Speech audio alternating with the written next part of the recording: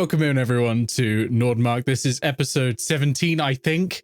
I'm losing track already. Yeah, it's we're off on an adventure, trying to cure a bit of lycanthropy, and maybe die along the way.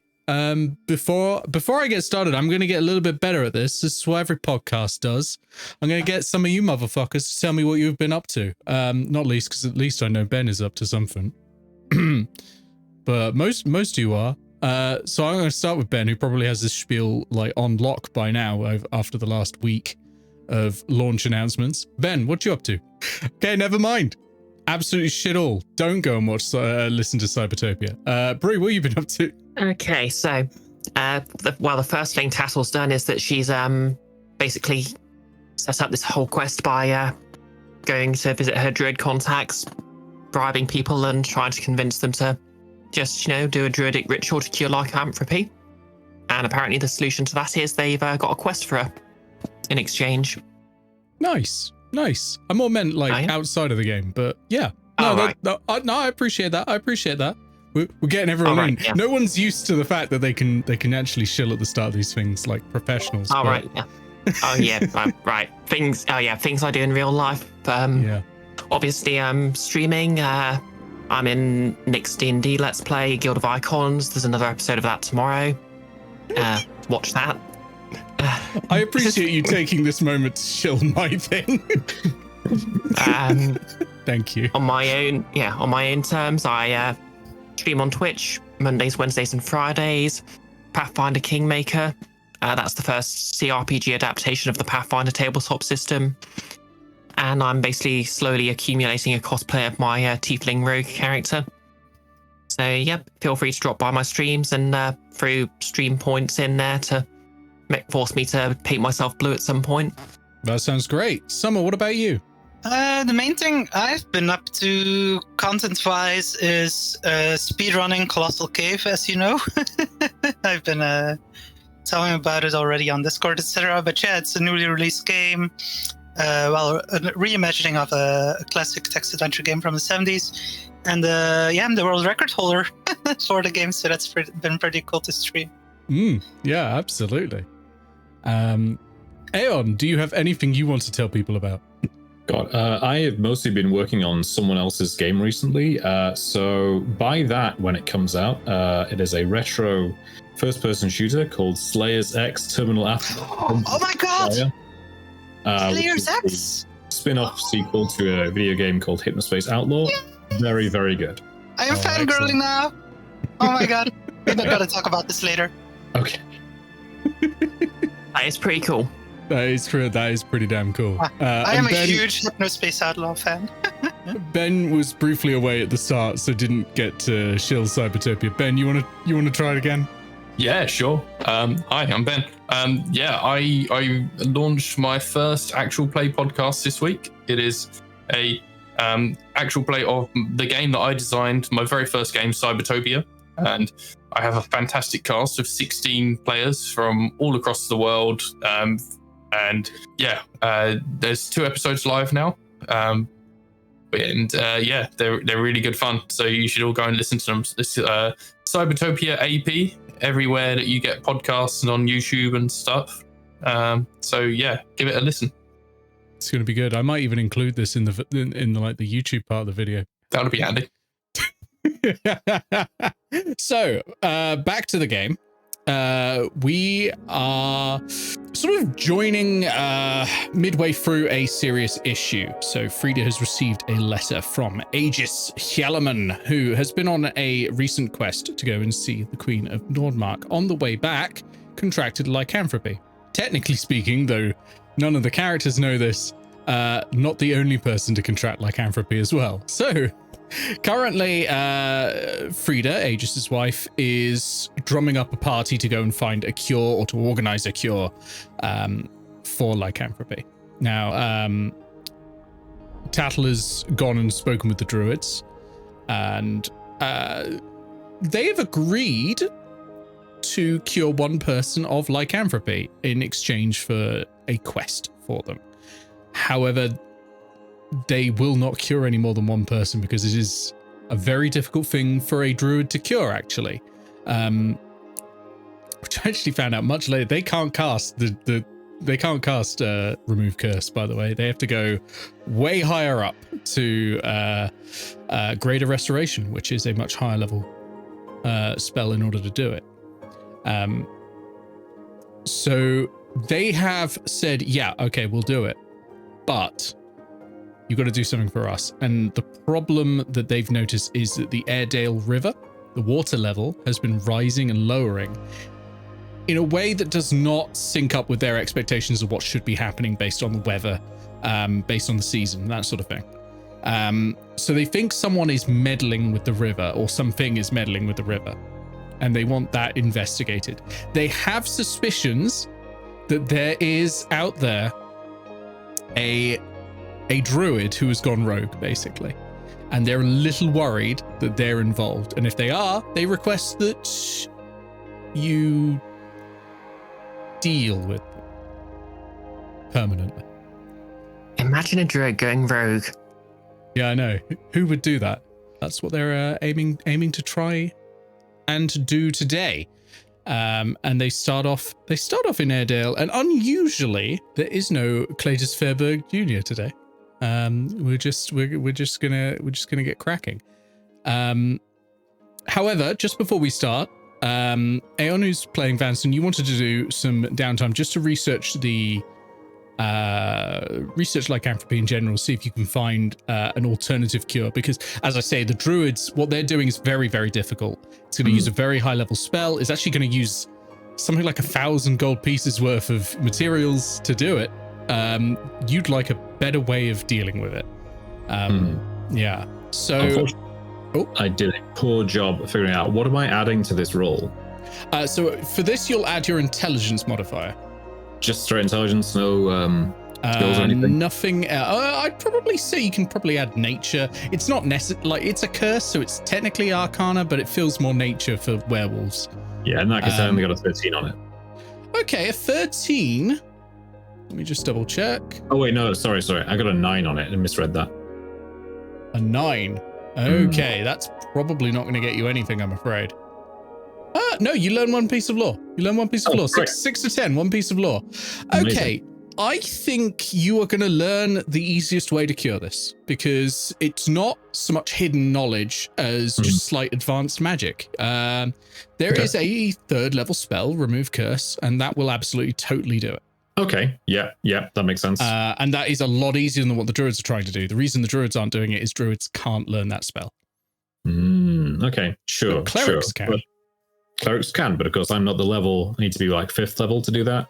Yes, you would need to hit 5th level to do that. I don't know any 5th level clerics, but we can keep it in mind. Yeah, and you can always do more research in the future as well. Okay, that's my research. Okay, so you've been recommended that you head south, basically follow the river until you find out what's causing the issue. So I will leave your path up to you. And your pace, your travel pace options are fast, normal, or slow.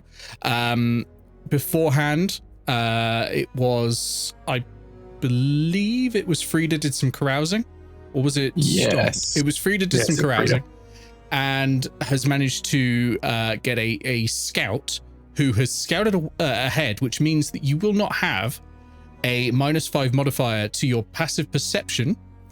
And your perception checks won't be at disadvantage if you travel at fast pace. You still can't use stealth, forage, track, or draw a map, but you'll be able to go much faster. And, if I go, roll me perception, you don't have to do it at disadvantage. Worth it, I think. Yeah. Yeah, we might as well just hoof it. Hoof it, absolutely. Okay, so... so before we start, I think Stonk might have had some exposition. Might they? Yeah, if it's okay. Yeah, just because it's been a while since Stonk joined. So some months ago, there was a lot of chaos and hijinks that Stonk was involved in, chasing a displacer beast around to catch it. And then he had this crazy dream about a bizarre night with a beholder and the gang on a particularly auspicious holiday. And in the process, he was getting slandered by his hireling scribe in the biography that the scribe's writing about him on his behalf. So because of all of that, he kind of felt like he needed a bit of a break from the adventuring life for a while. So he was living the life of a recluse, basically, and kind of struggling with some mental health issues. And in that period, he was only going outside to buy food. And around town, some rumors that around about him buying a lot of bread, chestnut spread, and lingonberry jam. And there were claims that he was telling the local shopkeep that he likes to snack on a so-called fool's garden sandwich with the aforementioned ingredients while he's in the levy. And because of all of that, people had started calling him Chonk during this period because he had seemingly gained some weight Okay. from the lifestyle he was leading. And then in the past month or so, he started stabilizing again and decided to kind of get back into the swing of things by doing something uplifting. And so he spent 4 weeks performing religious service by praying to Insomnia. Insomnia being the deity who Stonk was dedicated to in his younger years when he was really dreaming about becoming a great performer as a path to a better future, because he was raised among abusive bugbears and wasn't doing well at the time. But he, in the recent years, neglected worship because he got too busy with his growing success. He pretty much got lazy, felt like he perhaps didn't need Insomnia anymore. But so now that he started coming around on that and then decided to perform the religious service alongside the fervent prayer, he also proselytized by performing a specially written dreamer rock song around town called Keep On Rocking in the Dream World. Wow. And and the religious service was deemed successful by Insomnia, and Stonk was granted 6 divine favors to redeem when he wants or needs to. Yeah, because your charisma modifier is huge. So yeah, you can hold up to 6. Most other characters are like, how do I hold all these religious services? But you're just walking around with that's amazing. Stonk has inspiration because that was fantastic. That was a fantastic tale. Woo! I already had inspiration, but sure. That's great. And besides all of that, he also leveled up to level 3. Oh, yes. Actually, that's a good point. Some of you have hit level 3 for the first time. Who amongst here? It would be Tattle, Vanstone, and Frida. Oh, it's all 4 of you actually. Yeah, everyone. Everyone's hit 3rd level. Let's go through and see what changes have happened. Let's start with Stonk. Stonk, what was your 3rd level like? What changes? Well, the biggest thing for Stonk was that he decided to join the College of Valor, which is kind of surprising for Stonk, I would say, because before that he was kind of not being so valorous maybe all the time, but I think he's really trying to both aspire to be more so and also to inspire others. Like that's a big part of his wanting to bring beauty and goodness into the world, and he wants to inspire people as a bard, and so I think that's why he decided to kind of go for that and try to be a good example, inspire people. So that brought him some advantages like proficiency in medium armor and shield, so he's picked up a shield now, so he will be more I'm better sure we'll see some of that in a bit. Yeah. What about Tattle? Tattle's hit 3rd level. As a 3rd level druid, it's not terribly exciting, but she basically gets she gets 1 extra 1st level spell slot, but more importantly, she now gets those all important 2nd level spell slots. Meaning she now has access to such fun spells as that broken stealth spell. Pass Without Trace. Yep. Pass Without Trace. You just had to say the broken stealth spell. Yeah. And of course, Moonbeam. And oh god, Moonbeam. Yeah, okay, fair enough. And over to Vanstone. Similarly, I mostly just got spells this time around. I got some second level stuff that I don't really know how to use. That'll be good fun. We'll find out. We'll find out. Oh yeah. And Frida. So Frida has joined the College of Creation, which she mostly uses just to make nice foods. Yeah, she's gained some extra spells as well. Nice. What did I take for that? We can find out in a minute. Yeah, I've got some fun ones. Yeah, I'm enjoying looking at these and thinking how they might get used soon. So yeah, it should be some fun.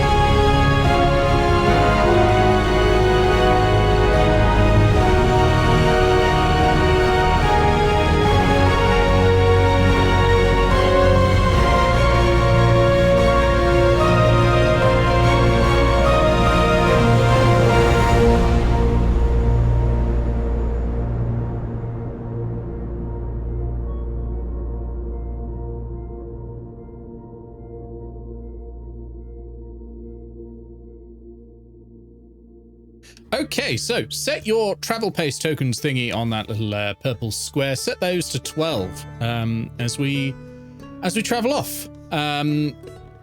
Pick a hex, and I'll let you know how much it costs. So I think naturally Frida will be hurrying the party along. So we'll head for a fast pace, that's 12, right? Yep. Before we start, can I just ask everyone one question? Go.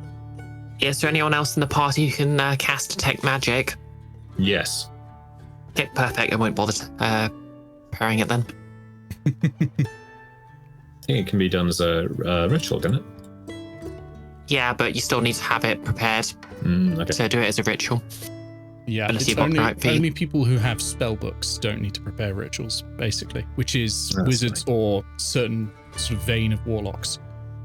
That might also be the case with certain clerics and stuff, but those are the two I remember anyway. It will specifically say if you don't need them prepared. Cool. But yeah, move your token in to where you're going next. So I think the natural place to go to would be the Wrecked Vineyard, because we have a bridge across to that and we're going south. Yeah, okay, so that's going to cost you 1 token. 2 tokens. I can add up. The maths is already going away. Yeah, I haven't even had a drink tonight. Okay. Nick, I was wondering, we've had a lot of parties go south of Airedale now. Would we have developed roads on or paths on any more of these hexes, or? Not yet, because a lot of the things there you ran away from. That's true. But also to an extent that it's mainly if you find like a building or something like that, like a landmark, that's when it gets built to. Which just through sheer luck, I haven't drawn any landmarks from this deck yet, but we might soon. I'm going to try and stack the deck a bit more with landmarks though going forward, because it has been a bit low on the roads, and it would be nice to get a few more out. I mean, we've been through quite a few of the cards now, right? It must be a good quarter of the way through the deck.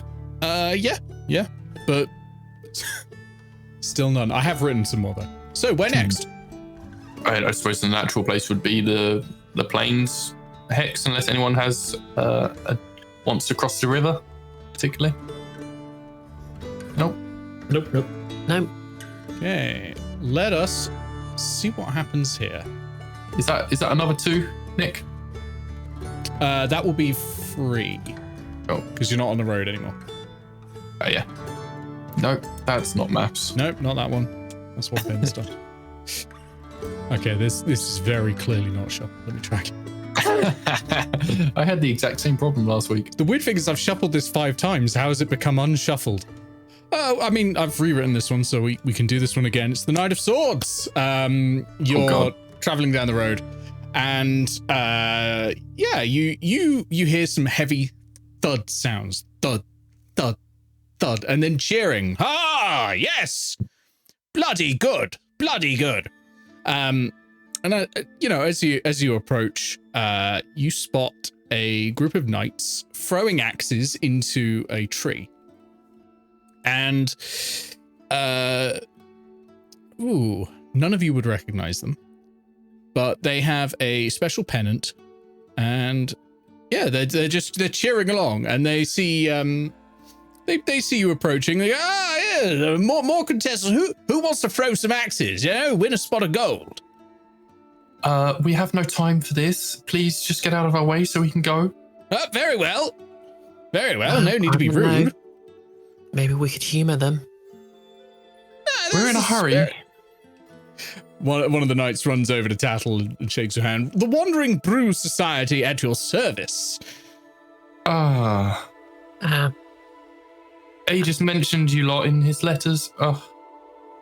Aegis? At your service. No, I don't know that name. Of the Metal Druid faction, Airedale. Very good. Who wants to throw some axes and earn some money? Obviously not you. You're busy and you've got things to do. But perhaps your friends prefer a little more fun in their lives. If it won't take long, maybe it's worth doing.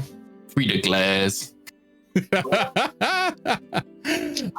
Anyone who wants to take part, it will cost 5 gold pieces.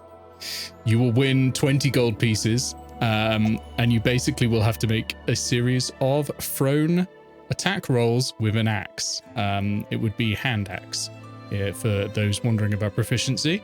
Is that strength or dexterity, just to check? Strength. Hand axes are not finesse weapons, I think. So it's a simple weapon, right? Yeah, it is a simple weapon, so if you have proficiency in those, you have proficiency in hand axes. Okay. Very well, you better hurry up then. I think when this happens, then Aries gonna pick up one of the axes, realize how heavy it is, and decide not to risk her coin. Fair enough. Cowardice. Anyone else? Stonk takes the axe and says, I'll have a go. Yes, with those massive long arms, you'll be absolutely fine. No doubt. All right, roll me 2 attack rolls, please. For throwing an axe. So it'll be your strength modifier and your proficiency bonus. Proficiency bonus being dex, right? Yep. No.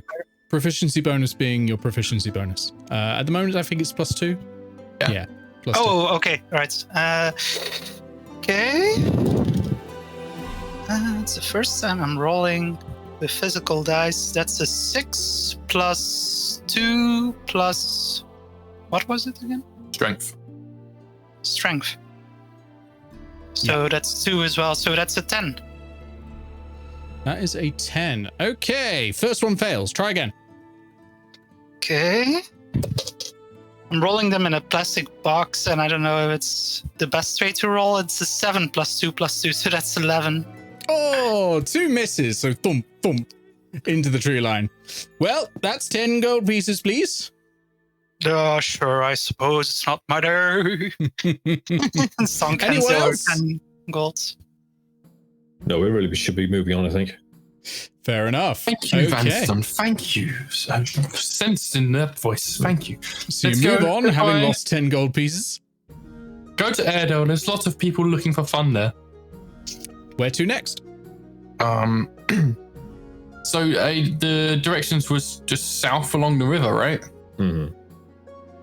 Yep, it was follow the river. So I guess we follow the river then. I mean, I'm not going to tell you what to do, but that does sound wise. While we're following the river, can I just sort of look at the river and just see if I can sense anything unusual about it? Yeah, roll me a nature check, please. Okay, I'm good at those. And that one will cost you another 3 tokens. And this time I will math properly. That's 23. 23. Okay, so the water level as you walk along, you don't notice it initially. It takes a little while. But as you walk along, you do see that it's raising and lowering in like swells. Like water is being removed from it. You normally see water disappear like this when there is, well, you've seen it at the coast before when there are tidal waves inbound, which you see a little more commonly than you would expect because druids love that spell. But yeah, it's almost like it's being pulled back and then released. But you're not 100% sure what's causing it, but this is definitely unnatural. 100%. Okay, your card entering here is the 10 of Pentacles. Finally, some pentacles. Okay. You come across a stone. Stood alone in a lightning-struck clearing. So this stone is about 3 feet high and about 2 feet wide. It looks like it's not like carved or anything. It looks like just a rock, but it is crackling with electrical. Would Tattle have seen anything like this before? Something about it feels a bit druidic. Roll me. Can I do stone cunning as well? You can do. Oh, remind me what stone cunning applies to, because I think it might just be like cut stone, like, you know. Origin of stonework. Yeah, this isn't a stonework. This is just like a standing stone kind of thing. Yeah, like a standing stone. That's 14. A 14. Okay. I don't think that's going to be enough, I'm afraid. It's dangerous, I suppose. Yeah. Does anyone want to touch the crackling electric stone? No, I don't think so. No. As you know, well, we already tried religion. I'm going to Arcana it. That's probably... Okay, yeah, Arcana works as well. Okay, that's 26. Okay. Okay. This is a demon stone. Whoa. If you touch it, you will find on it a trinket. The trinket will arrive from the abyss. And it will grant you power, but it will cost you your blood. Great. I'm revealing none of this. Any idea what it is? Never seen anything like it. Just feel compelled to touch it for some reason. I wouldn't do that if I were you. Look at the way it's crackling. I mean, look, let's not cause ourselves any trouble. Let's carry on. I've heard of tieflings surviving lightning strikes before. I think, you know, we're on a schedule here. We best be moving. That's true. I'll just make a note of this to the rest of the druidic community. It probably bears further research. Okay, you will walk past the demon stone. And yeah, if you ever, deal with that thing, that'll totally be a thing. Right. I think actually you've got to have a rest here because you're going into the swamps now, and the swamps will be a little bit more than swamps is like 6, I think, isn't it? Yeah, because you're literally trudging through the swamps. Yeah. So let's rest for the evening. So you stop for the night. Who's keeping watch in which order? Tattle will probably take the first watch since she's got the highest perception. Okay. I will also take a watch after that then. Okay. I'll go last. You go last, so Stonk in on the third one. Okay. So Tattle, can you please give me a perception check? I'm good at this as long as the dice doesn't betray me. Dice betrayed me, that's a mere 15. Oh, let me just see what they go for. Oh, let me just double check what their stats are. Their stats aren't what I would expect. So that's a natural one. So you see a pair of glowing red lights, like pinprick lights, in a bush looking at you. They look to be about 1.5 to 2 inches apart. You can tell they're looking at you because occasionally they blink. Show yourselves. They vanish. Okay.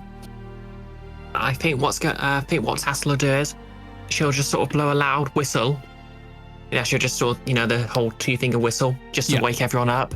Okay. And she's just going to approach the bush and take a look. All right, so you approach the bush. Everyone else is awake now and can sort of clamber out of tents. You approach the bush. I'm going to roll an extra stealth check because they're then hid afterwards. Okay. Do I need to make another perception check? Yeah, or make me another perception check. You have to be at 25 this time. My 14 doesn't beat that. No. Okay. Let me just. All right. So you feel a sharp, stinging sensation in your ankle. 10 points of piercing damage. Bloody hell.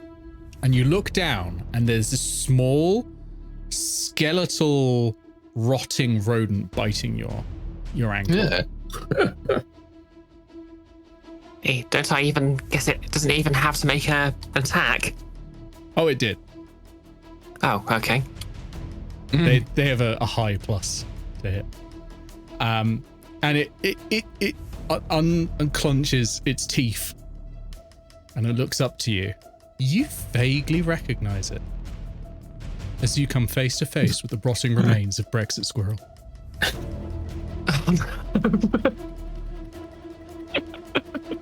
You. I mean, currently you can't die. speak with animals, so you're not going to have much of a conversation.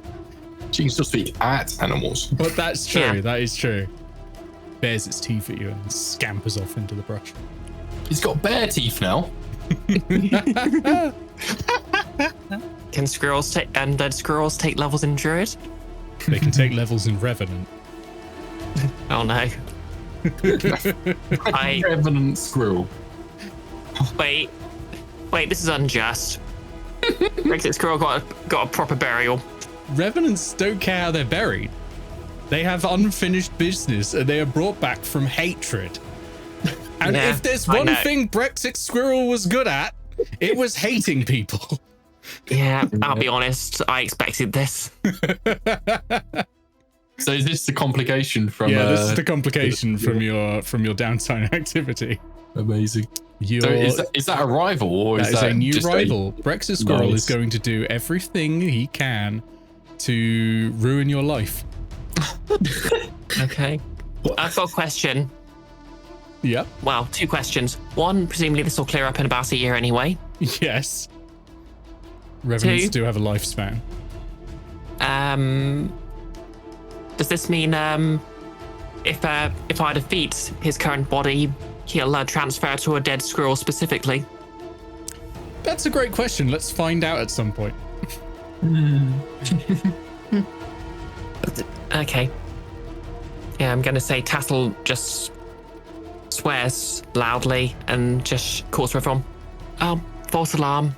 I'm just being stalked by an undead squirrel. Yeah, by this time, Frida has managed to stumble out of the tent, stuck her head out, and she's like, oh, for God's sake, oh. She does not like being woken up. Do you want a hand with that? Is it gone or? Yeah, I think it's left. Took a bit of a bite out of my ankle though, and she just sort of lifts up. I'm going to assume it's just like 2 teeth marks in her boot with a bit of blood poking out. Oh, do you want a hand with that? Well, yeah, I think if I was to put my injuriousness on a scale of 1 to 10, this would be a 6. Okay. 60% if you prefer. Right. I will be casting a hand with that then. So have 9 back. Oh, thanks. Stonk's gonna go back to nappy nap. I didn't realize Tattle was so squishy. Oh yeah, druids are basically full casters. We, although we can de-squishify ourselves by just wild shaping and getting an entire extra HP full. Yeah, I was going to say you can get like 40 temporary HP as a bonus action. You're not that squishy. 40's on the low side at this level. Yeah. That though is your event for the night, and you wake up on a fresh day. You can choose a fresh pace, but if you want to choose fast again, then just add 12, if not 9 or 6 to your tokens, and choose a direction. The swamp is going to slow us down a lot. Let's keep pace. Staying in it. As we You were saying, Tattle? so as we travel, can I just keep an eye on the river just in case anything else changes? Yeah, absolutely. Roll me. We're going to call this one survival. I think I'm also good at survival. I would assume so. Yeah, and work out which hex you're going into. I have an epistemic question, which is there's a yellow note on one of those hexes. Do we know what that note refers to? The cadaver collector and rude snake druid. Who was on that one? That was a Queenie quest. And so they're all still out there, and I don't think they've mentioned it. I don't think he just mentioned it in his letter. Okay. I rolled an 18, by the way. You rolled an 18. Okay. It's happening not more frequently, but more intensely now. These ebbs and surges of water. Yeah. So where do you want to go? And wherever we go, we're going to have to cross river, right? So. Yeah, let's avoid the cadaver collector, I'd say. We'll just say by luck, we go southwest. Fair enough. So that's going to cost you 7 tokens because you're crossing the river. And let's see what this one is. It's going to be another cadaver collector, isn't it? that would be, yeah. Oops, all cadaver collectors. No, this one is okay. Yeah, all right. That's great. You come across a rock face. Not a huge one, not like a cliff, but you're coming up near the hills, and as the hills sort of encroach into the swamp. A face made of rock. It's not a face made of rock, but it's so just going full never-ending story. It is not a face made of rock. All right, it is a flat rock face. Okay, and embedded in it are 2 skeletons. They are half encased in the stone, and they are holding hands, and one is cradling the other's head against their ribcage. That's an odd wrestling move. Would Tattle know what Tattle's been investigating fossils recently. Would you know if this is a fossil? Roll me nature. Does it look like it's been carved? Yeah, I was going to say, like, is there any carving or anything around it? There is some engraving around it. And you know what? Yeah, roll me a religion check, please. Sure. That's a dirty 20 on nature, by the way. These are not fossils. These are real skeletons, but they're not old enough to be fossils. Okay. That is only a 10 on religion. Only a 10 on religion. You get the feeling you've seen these symbols before, but you've seen a lot of symbols, like in your work, both currently manning the library and also in your work with the shrine.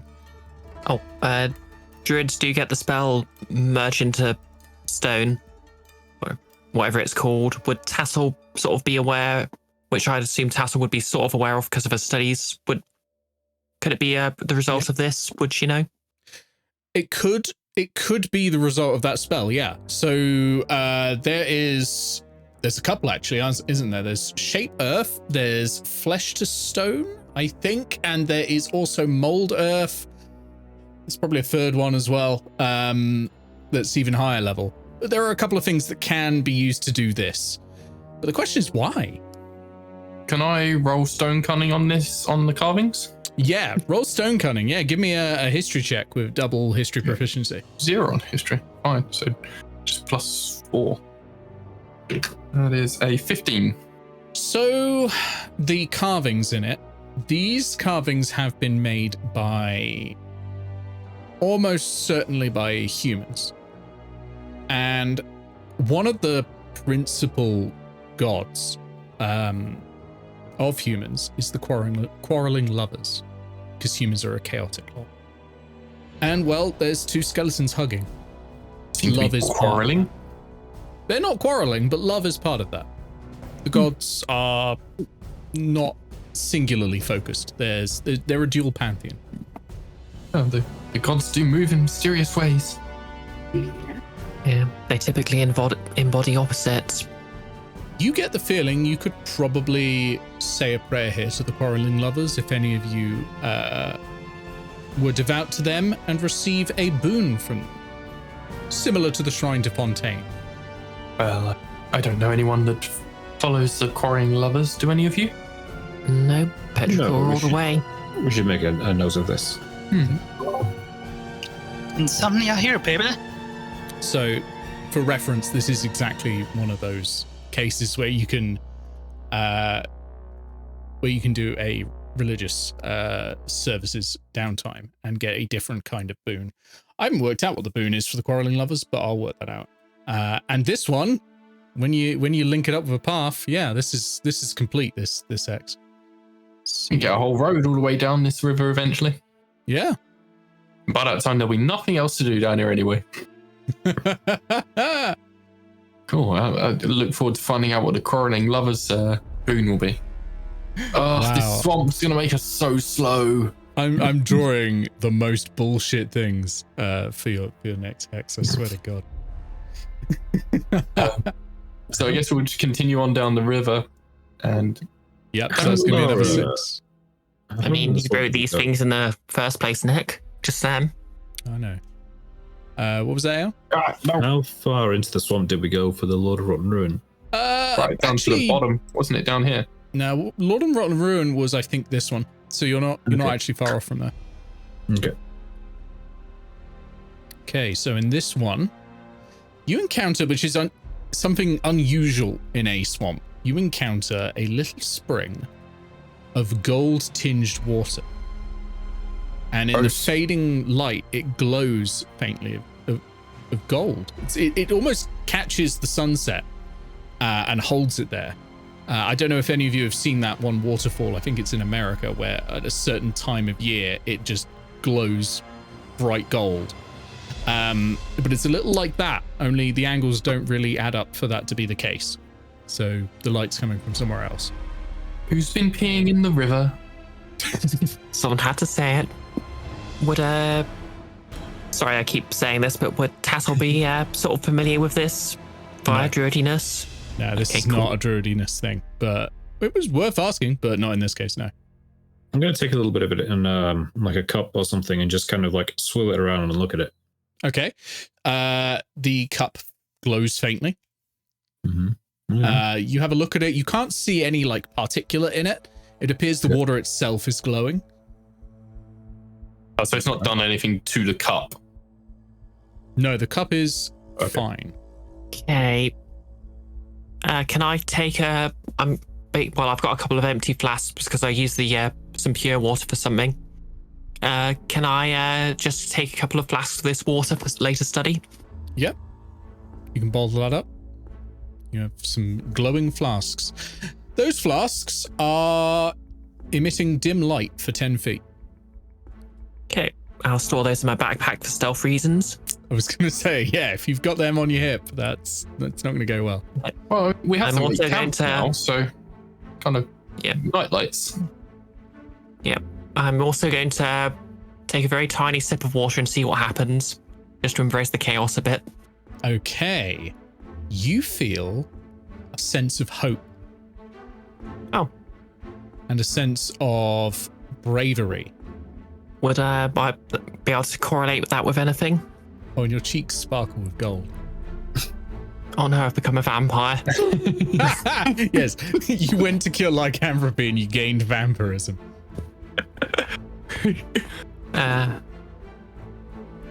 It's are my cheeks? It's a little bit like drinking a particularly strong spirit. Plus, your cheeks are glowing. Wait, does the water just contain literally just alcohol, or does it taste unusual? It tastes of water. Hey, can I just take a look around to see if there's anything but the water pool anywhere? Or maybe see where the light's coming from? If there is. Sure. Roll me a perception check. Okay, now this I'm good at. Against I'm gonna. guys. This is. I feel like my orange one keeps betraying me. That's an 18. Okay, and Aeon, what were you doing? I was gonna say, I think this is weird enough to spend 10 minutes on. I'm gonna detect magic. Okay. So while you're detecting magic, Tattle, you don't really see anything as you're looking around. It's located in this small body of water. This body of water is not touching, by the way, the rest of the river. It's not flowing into it. It's it's a small pond or pool, and you can't find any source of it. Vanstone, after 10 minutes, your detect magic goes off, and the whole pond is glowing. More like not just the gold that it was already glowing. You're getting this aura coming off of it. Of magic. The color is the color of abjuration, which for me is usually a light blue. Abjuration. That's like. Is that like banishing and stuff? Or am I getting the? Abjuration is shielding. It is also, I think, banishing. Okay. I forget. Banishing might be conjuration, actually. No, it's abjuration. Okay. I'm trying to think. There's a specific spell this is kind of like. I'm just going to double check. No, sorry, this is enchantment magic. There we go. So it's tinged with pink. Oh, enchantment. Right. Okay. Yeah. Okay. I think. Are you going to repeat this to Tattle? Yeah. Totally. Okay. I think what I'd like to do then is I'd like to, since I've confirmed it's not deadly toxic, I'd like to tie a rope around myself and wade in. Okay. You start wading in. Sure. Absolutely. It's only about 1.5 feet deep. Doesn't feel any different when you're walking in it. Okay. Just briefly try submerging myself in it. Okay. Can we watch and like tell if anything seems to be happening to Nothing Tattle? appears to be happening to Tattle, no. You submerge yourself in it. If you open your eyes while you're down there, you're probably going to be almost blinded by the brightness around you. Like you've basically put your head inside of a light system, but nothing really changes. You get the feeling maybe you got to drink it. I'm gonna shrug and just quaff one of the flasks I filled. Okay, until your next long rest, you are immune to the frightened condition. Oh, nice. You glow gold, so you have disadvantage on stealth checks. Oh god. Not so nice. And emit dim light for 10 feet. For how long, Nick? Until your next long rest. Oh god, that's the whole quest. Can I cover myself in my cloak to offset this? No, it's like every inch of your skin is glowing. Okay.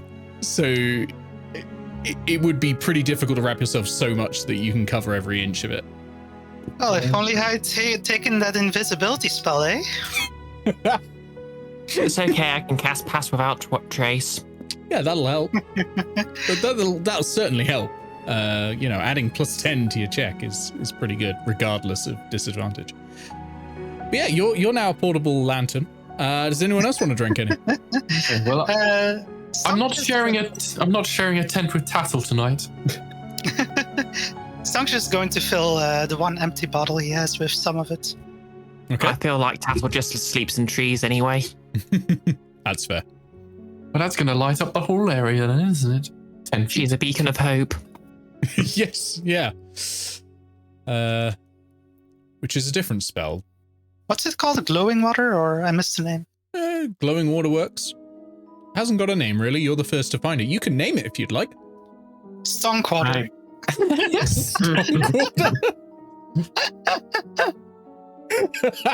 Stonk's like, It's Stonk water now.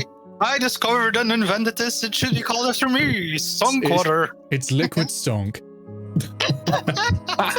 Stonks. Stonk juice. Ooh. If you drink this potion, you shall get stonked.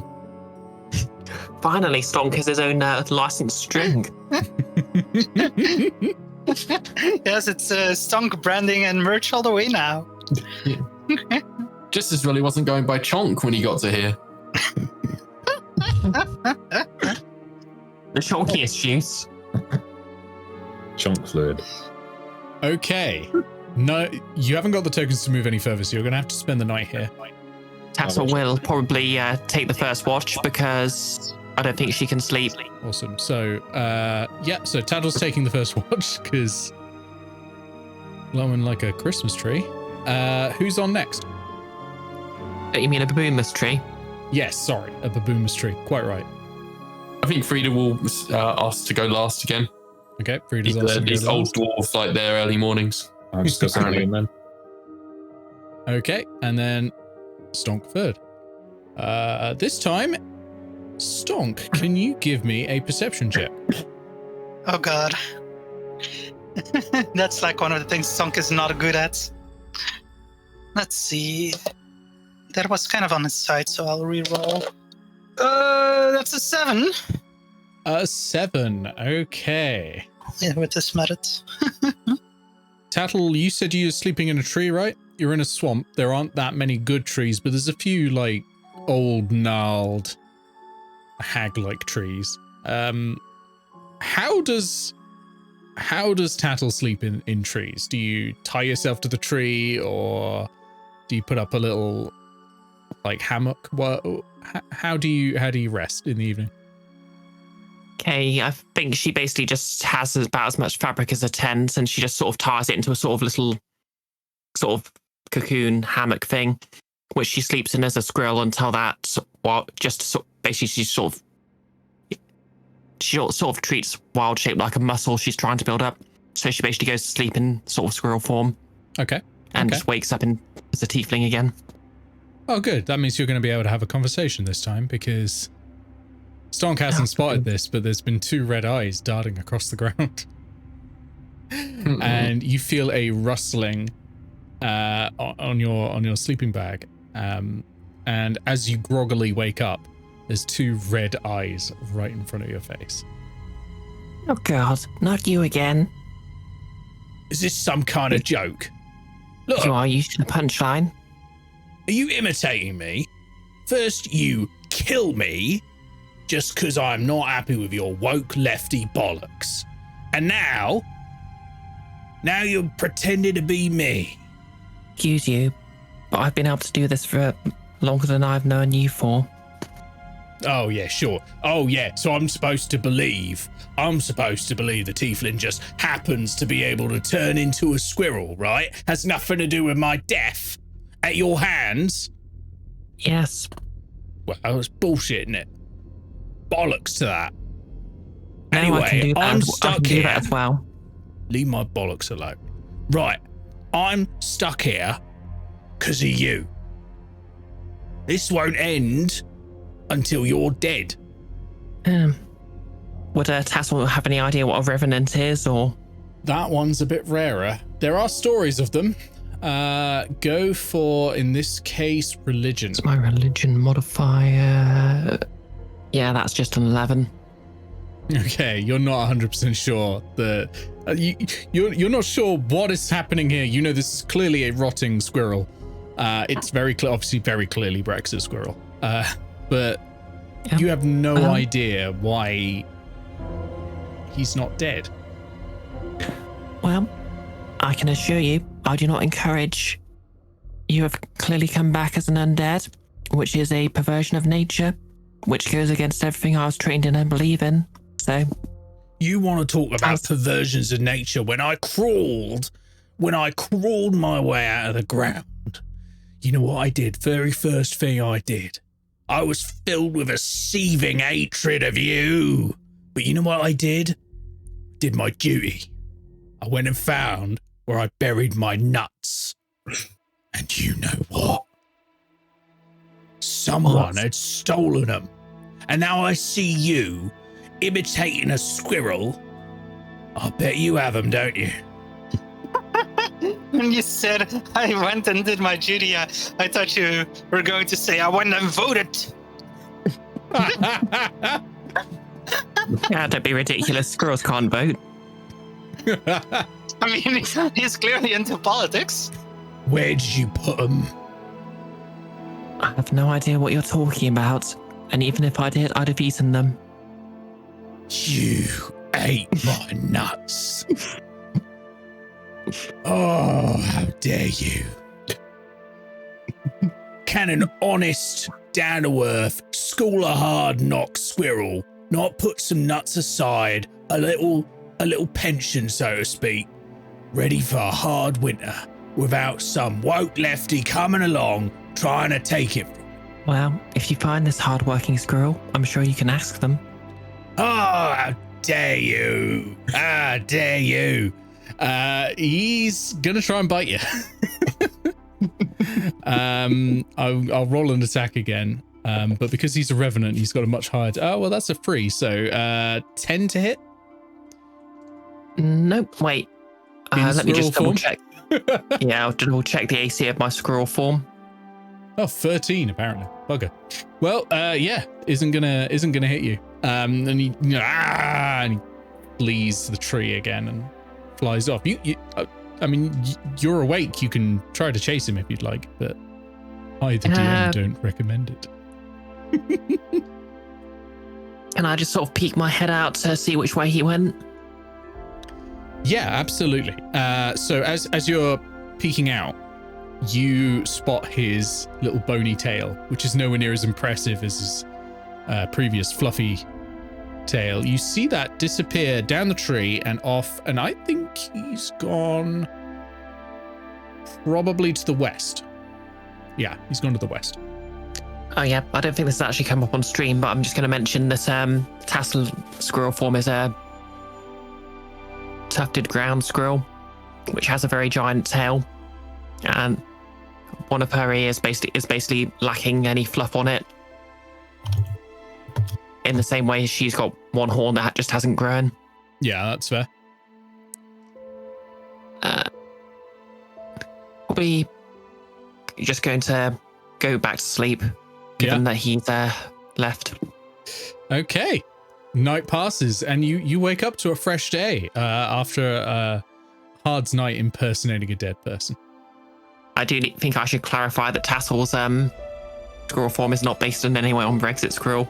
I know. But that's not what Brexit squirrel thinks. Yeah. Other squirrels are available. Yes. Yeah, so a fresh day. Are we still going fast pace? If so, you've got 15 tokens. And where are you going?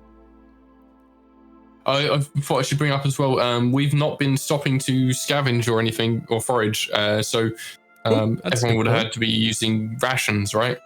Are any of you Outlanders? I don't think we have any rangers, do we? Rangers. Oh, it's not Outlanders rangers. is the background, isn't it? Yeah, it's the background. If you are, then you've had food. If not, you're spending rations. I mean, that's why it's a fast pace.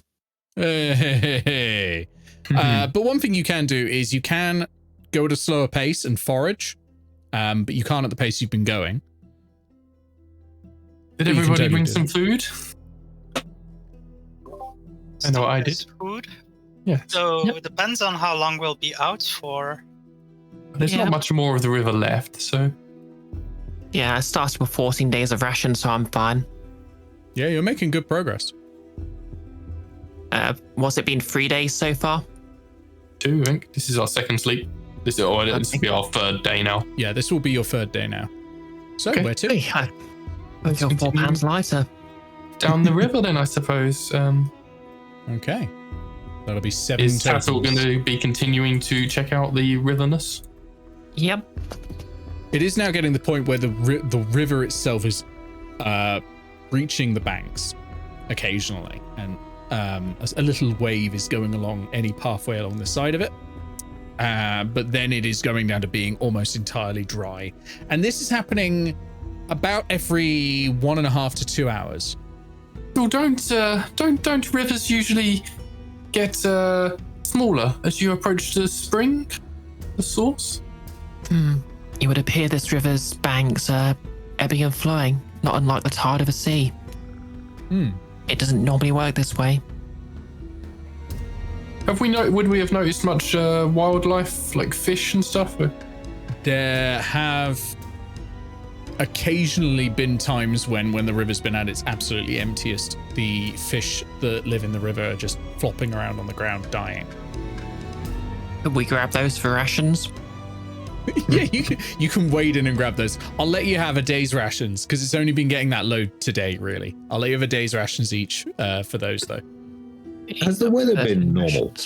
The weather has been getting... Actually, the clouds have been getting much stormier around you now, getting a lot heavier. It's not raining yet, but it looks really... like the air is very close. The temperature is... it's probably getting colder as you're getting further south. Should have brought my poncho. Okay, so does anything happen in this hex? Yes, indeed. And who's in the front on this little caravan of yours? Probably Tattle, because she's got the highest perception check, unless she wants to turn into a squirrel and sit on someone else's head. Which would be funny, but a waste of wild shape. Frida's also got pretty high perception, so she'd probably go at the back. So who's second? Also little legs. Stonk's got terrible perception, so he's usually somewhere in the middle. Okay. And who's the heaviest? Probably Stonk. Gotta be Stonk, right? Yeah. Probably Stonk. Okay. So, Tattle, can you make me a perception check, please? Alrighty. Especially since he's put on a little extra weight lately. The chonk. It's gotten better since he started doing the religious service again. But yeah, he's still kind of working it off. Pray the chonk away. Oh my god. That's a 21. A 21. Ooh. Okay. So you're all walking along, and Tattle, you spot a bit of... Most of the ground here is really quite muddy. There's also a lot of moss. There's a lot of lichen and that sort of thing on the ground. You spot a patch that is ever so slightly a different color to the rest. It is a little bit paler than the rest. It almost looks like, if you were watching a 1970s animation, like this had been drawn on a different cell. Something feels very animated about this moss.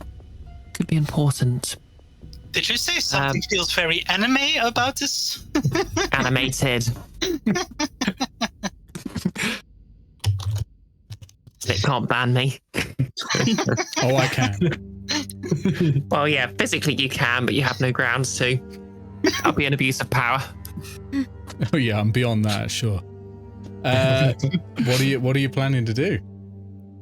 Okay, I would like to crouch down, grab some stone, grab 3 stones, just hold them in the water, mutter something, magic stone, and I'm just going to throw one of them at the moss to see what happens. All right. You'll hit for sure because it's not a hard thing to hit. Roll me damage. Okay. I wasn't actually expecting that, but D6 plus my wisdom modifier, which is very good. That's 7 bludgeoning damage. Okay. Some of the moss gives way and falls downwards, revealing a hole.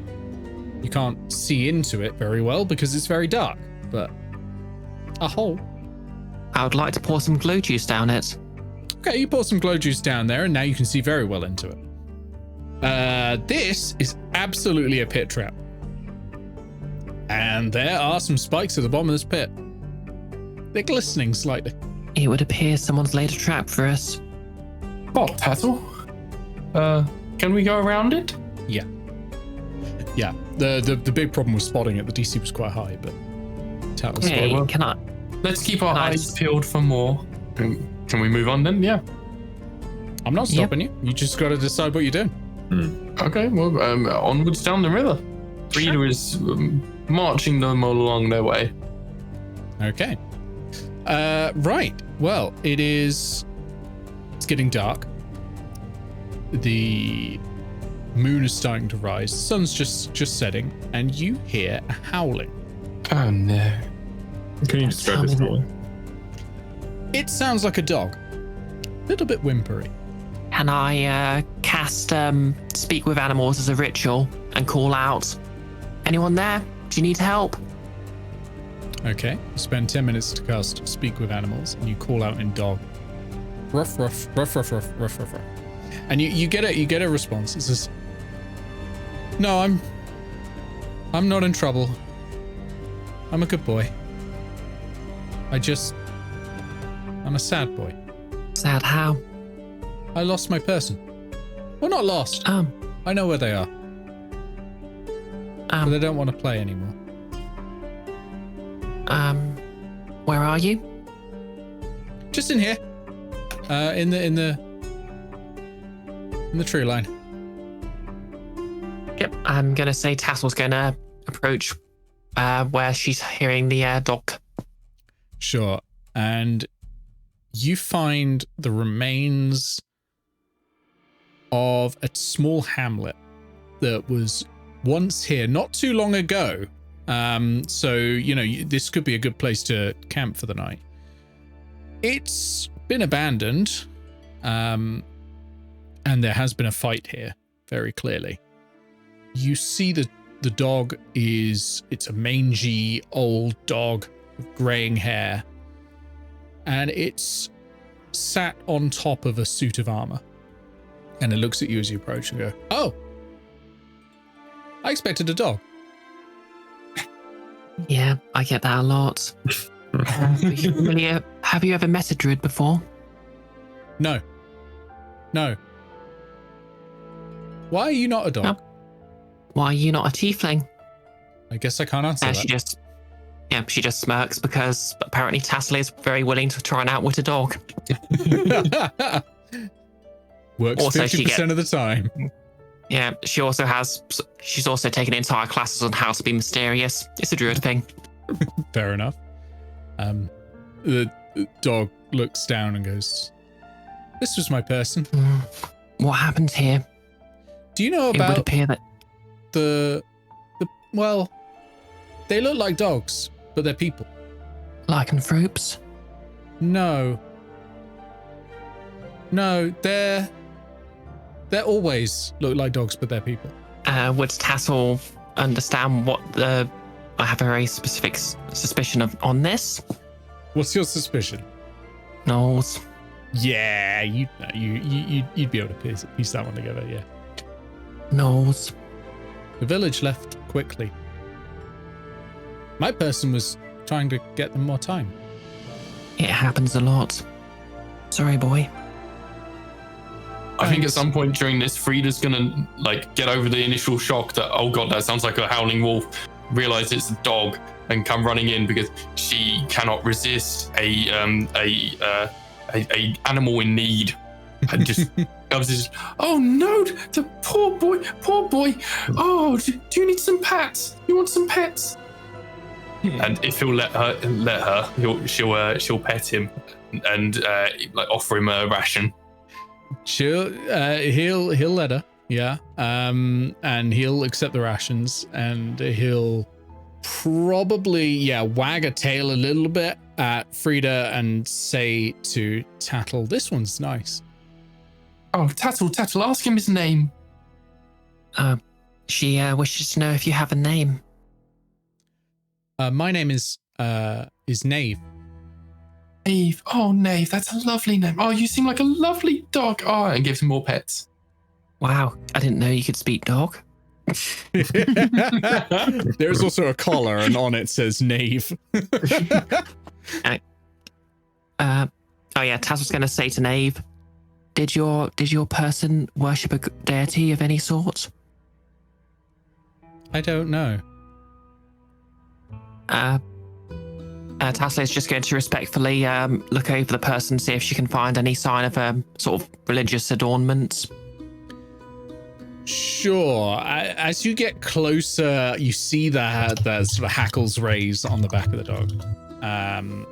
And Nave growls a little and says, "Stay back. I promise to protect." Knave, your person's gone. I think the least we can do is give her. Can I tell the gender of this person just by looking, or? Yeah, not been dead that long. I'm gonna go with. I didn't have anything written down. Can you tell? I just have the word corpse. Let's go with she. I think I've done a lot of male knights lately. What race? Race for this one, we will go Dragonborn. I think the least we could do is give her a proper burial. No, that's what I do to bones. You don't do that. You don't do that to persons. You play ball with persons. Play chase. Tattle, why didn't you ask him what he'd like us to do? Sorry, Knave. What would you like us to do? Oh. Well, like I said, there's nothing wrong. I'm just sad. Thank you for the food, though. You're welcome. I think this village looks quite abandoned. Would you like to come with us? I gotta stay with my person. We need to stay for the night anyway, so maybe we can just spend the night with Knave and see how he feels in the morning. Sounds like a good idea. Tattle's going to turn to Knave and say, would you mind if we camped in this village, as you're its currently its only resident, as far as we can tell? Okay. Yeah, you've been nice. You're nice. Okay, yeah. Yep. He said we're okay to stay. Oh, delightful. All right. Yeah, you can definitely sleep here. There's a bit of better shelter. Should anything happen, you will be much better defended as well. How dark is it right now? It is now pretty much sunset. Okay. There's enough moonlight to see. The moon's not particularly full at the moment, thankfully. But there's enough to see around. It's probably dim light out there at the moment. But when the sun fully sets, it will become dark. It'll be a full moon, but it's a full Tattle. I feel like... Yeah, okay. She's glowing. Oh. Is it bright enough to try and investigate the town a little bit and try and gather some more information about what happened? Or shall I leave that till tomorrow? No, you can definitely do that. Do that. In this case, I think, roll me investigation, because you'll see enough clues. It'll be putting them all together, I think. Mm-hmm. I mean, I'm sure it's going to be fairly straightforward, but just to see if there's anything else we can pick up. Can I assist? Yeah, you can assist. So, Vanstone, you have advantage. Correct. I can, if nothing else, can serve as a torch. Yes. Keep forgetting, yeah. Right, so 24. 24. Okay. So you can piece together a lot of what happened here. For example, tracks and footprints. You can see carts leaving. They left into the hills towards the southwest, heading that way. Mm-hmm. It looked like there were at least 5 carts that went off there. And there were a lot of people walking alongside. And additionally, you can also see signs of battle here. The buildings are partially torched. Not all of them. Obviously, some of them were made of stone, with slate roofs and that sort of thing. But the ones made of thatch, they were torched. There are a couple of areas where you can spot like dried blood. You can guess that this probably happened about like a month ago, 2 months ago, right. Something like that. Right. But not many people have been here, like not least because you get close and a dog starts barking at you. But you get the feeling that most people left, and maybe a small contingent of armored guards stayed behind to try and drive off the threat, which was, as Knave said, gnolls. So you said that people left in what direction was that? So that was southeast. Southeast, okay, and southwest. Sorry, I always get those two mixed up. Can I tell which way the gnolls would have come from? Yes, the gnolls. They would have come from due east. East. Okay, right. Yeah. Over the river. Okay, that's probably fine for now. Did the gnolls chase the villagers? Oh, I reckon you'd be able to spot that. They did press on and chase after the villagers. So if you're all staying the night, I'm going to say that this time nothing happens overnight. Specifically though, if how long does Speak with Animals last? It's only 10 minutes, right? Yeah. Okay, so some point in the middle of the night, a couple of you will have heard Knave barking. And it's an angry sort of barking. Would I have time to recast it as a ritual? Probably not. You'd probably have to cast it as a non-ritual to get it in time. This whole thing probably would have been over in 10 minutes. Probably. So I think more like Frida 2 would have minutes. slept close by where Knave was. Okay. So she'll wake up, and can she see anything? You can roll with perception at Actually- disadvantage. Wait, actually, can I just wild shape into a dog? Oh yeah, you can do that as a bonus action. So yeah, you can do that, and you'd understand. So you hear Knave shouting, "No, leave, out of here, go. I don't want you here. I don't want you here. I don't want you here. Go away. And then you hear a fine, piss off. And as Brexit Squirrel disappears again. Yep. Tattle quietly mutters to herself, "Good boy." Yeah. And that's the night. That's good. So back up on your travel pace. We'll stop for a break in a second, but you're, I think, only 1 hex away now from my DM's map. So you're getting very close. How much do we get if we go slow again? If you go slow, you get 6 tokens, so you'll be able to move 1 hex. So I mean, we know that there's only one more. You don't know. I said I think, and I've not checked the map. I have now checked the map, and I'm not going to tell you whether I was right or not. But how often, Ben, am I right on average? Oh, well, I mean, let's not With talk my about memory. I mean, the river ends here, so The river on the map sure does, yeah. Does it end here, or does it end in that hex to the southeast? that. And if Great it question. does, then we can still get into that hex with 8. No, because you'd have to stop here if you for the night here, because you wouldn't have enough tokens to get there. Oh right, okay. You were saying it goes into the. Oh wait, no, because yeah, hills is 4, isn't it? Yeah, because that's hills. Yeah, you'd be able to actually. You'd be fine. I was thinking we were still swamp moving, but you're getting out the swamps now, so you'll be able to go a lot faster. So yeah, you could move slowly if you want. With 8 tokens, you can do that in 1 day. oh yeah. Just before we leave, can I cast Speak with Animals as a ritual again and just say to Knave, Thank you for scaring that creature away, by the way. Oh, It's you been heard. quite a nuisance. Horrible thing. As a druid, I was trained as a link between the civilized world and the natural one. There is not much I can't overhear. And Tattle's being a bit self-aggrandizing here. This class is paying off. Nave will go, good luck. Wherever you're going.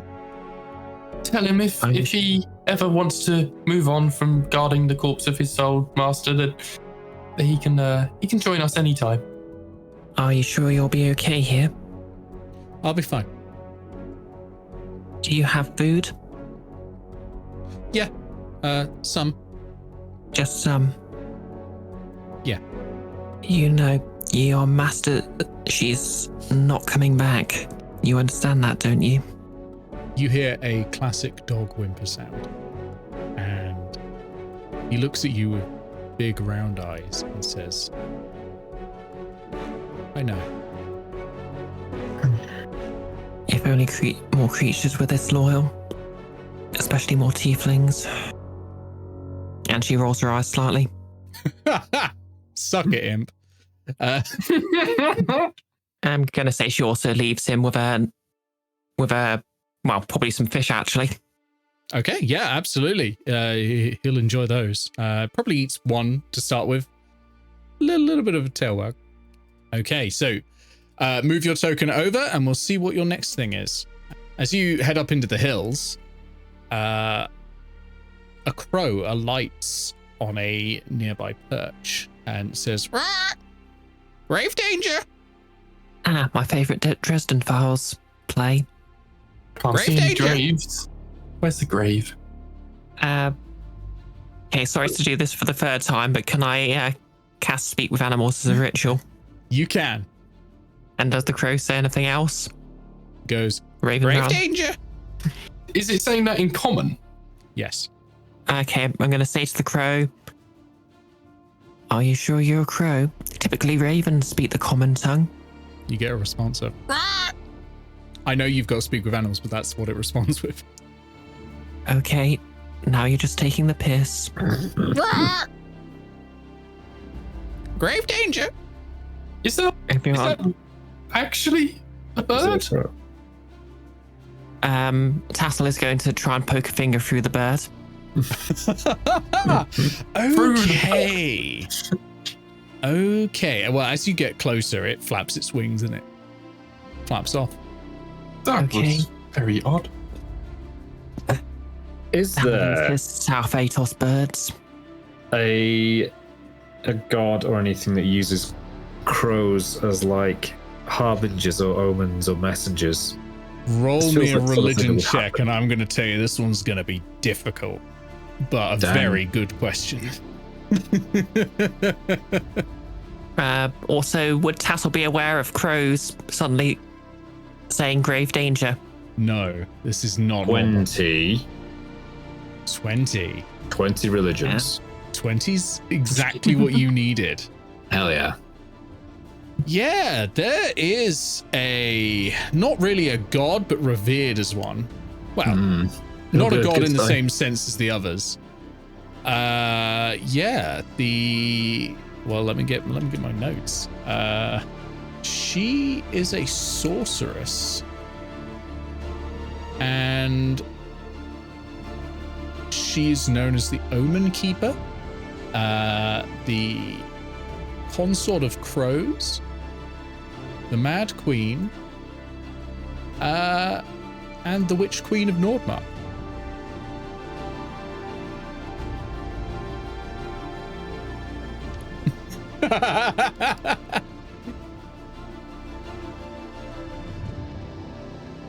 Yeah, Aegis would have mentioned the Witch Queen of Nordmark in the letters, yeah. And in fact did.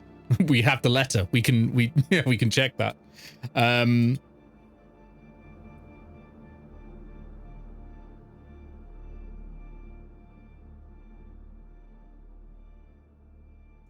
plot chickens. Sorry, wrong bird. Yeah. That's Foul your attempt at a pun thing. there. That was terrible.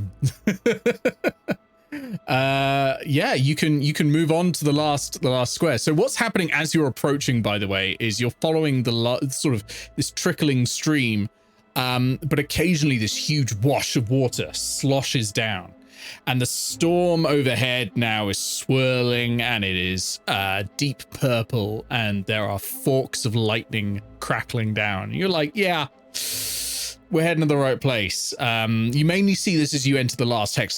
These hexes are 8 miles wide. But you're like, that's probably whatever's causing it. And you're traveling stealthily, so all of you can roll a stealth check before we arrive. Yeah, so you press on towards the maelstrom. So you are approaching stealthily, so you can roll stealth. You can also, any spells you want to cast beforehand, you can do that as well. Okay. If they have a time, if they have a duration of longer, like a minute or longer, I'll probably say, yeah, you can go a minute or longer and they'll still be applying when you arrive, as if you just cast them. Okay, pass without trace up to an hour. Yeah, that's fine. So go ahead and cast that. And if anyone else wants to cast anything else, they can. Nothing for this. Nah, Sam. That's fine. You can always cast them later. Ooh, nat 20, baby! Yeah, if anyone is going to be within 30 feet of me, they get a +10 bonus to their stealth. Yeah. Okay. Oh, So and I'm that's rolling a- disadvantage. Is that right? You're rolling a disadvantage because you are glowing still, yeah. Stonk, what were you about to say? I'm thinking about casting Enhance Ability. Sure. Yep. What flavor of enhanceability are you thinking of going for? Well, it depends on who I'm casting it on, I think. Because yeah, this will last up to an hour. We've got Bear's Endurance, which gives advantage on Constitution checks. Boost Strength gives advantage on Strength checks. Cat's Grace gives advantage on Dexterity checks. There's also ones for Charisma, Intelligence, Wisdom checks. So the Constitution checks one also gives 2d6 temporary hit points, which is not a bad shout, I think. Yeah, maybe that's the one to go. Who has the least HP in the party? Stonk has 25. I guess at the moment it's probably Tattle, but they probably don't need it because of the druid shape, wild shape. Yeah, I have 23 maximum hit points, and I'm currently at 22. I got 21. Oh, 23 for me. sounds like Vanstone could use Bear's Endurance. Sounds good. So Stonk touches Vanstone and casts Enhanced Ability by singing some inspiring bardic song, I suppose. With his pen, with his strumming a little on his lute as the focus. Cool. So that's 2d6 to add. Let me roll for that, I suppose, or is it Okay. Vanstone who would roll? You're the Go caster, for so you rolling it because you're casting it, yeah. That's a 3 and a 3, so that's Correct. 6 HP. 6 temporary HP. Sorry. Excellent. do I also have a constitution buff, or is it just the HP? You have advantage on Constitution checks. Advantage, great. Right. So, everyone roll your stealth checks. If presuming you're all hiding, I recommend it. So with That's the nice, pass right. without trace from Tattle and my nat 20, that's a 33. I mean, you wouldn't be able to see yourself in a mirror at this point. Oh no, where have I gone? Okay. Yeah. Okay, I'm going to say. So I rolled with disadvantage. Mm-hmm. My first roll was a 20, and I'm very sad. Aw. So that's 18. 18. Is that including your plus 10? Yep. I rolled a 3. 18's still pretty good, to be honest. 18 is still pretty good. Like, That's what the spell's for. yeah. What about you, Stonk? Gonna roll now. That's 7 plus 15 is 22. Nice. Keep Yeah, rolling that's 6 and 7. that's great as well. And Vanstone, 27. The only time I'll ever pass a stealth check. you are all basically invisible. That's great. So you're able to approach this storm and the swirling clouds overhead. That is at the source, the font of the river, of the Airedale River. And you can see, stood on the top of, as the sun starts to fade, stood on top of a outcrop of rock in the hills, surrounded by swirling water all around her, is a druid, youngish druid, about 40 years old. She is I think she's a human. Yeah, she's a human druid, 40 years old. And there are these 3 glowing crystals, and they are about 3 feet tall, spires of crystal that are glowing white around her. And every time she raises her hands, they glow brighter, and the water lifts up around her and swirls around again and then drops down. But at the same time, the storm is crackling overhead and the lightning is striking down and striking these crystals. She doesn't see you at all. Okay, first question. Would I have any idea what she's doing? Yeah. So this is something druids know particularly well. It's called circle magic. It's also popular amongst red wizards. Circle magic is a case where you cast something with the assistance of others. Hags also do this. It's casting rituals with other people allows you to cast more powerful spells than you would actually be able to do. And including modifying spells and things like that. And this is what circles sometimes get together to do, to cast like the most powerful spells, most powerful protective wards and that sort of thing. You're not sure what she's... Well, I'll tell you what, roll me an Arcana check. Let's see if you can work out what she's trying to do. Okay. What have I got in Arcana? Okay, that's not too bad. Oh, that's a 10.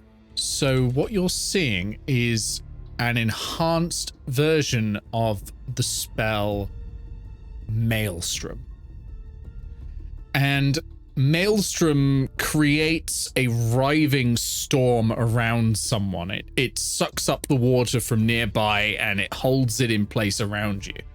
But this is way more powerful. Like Maelstrom normally is a 30-foot radius of you.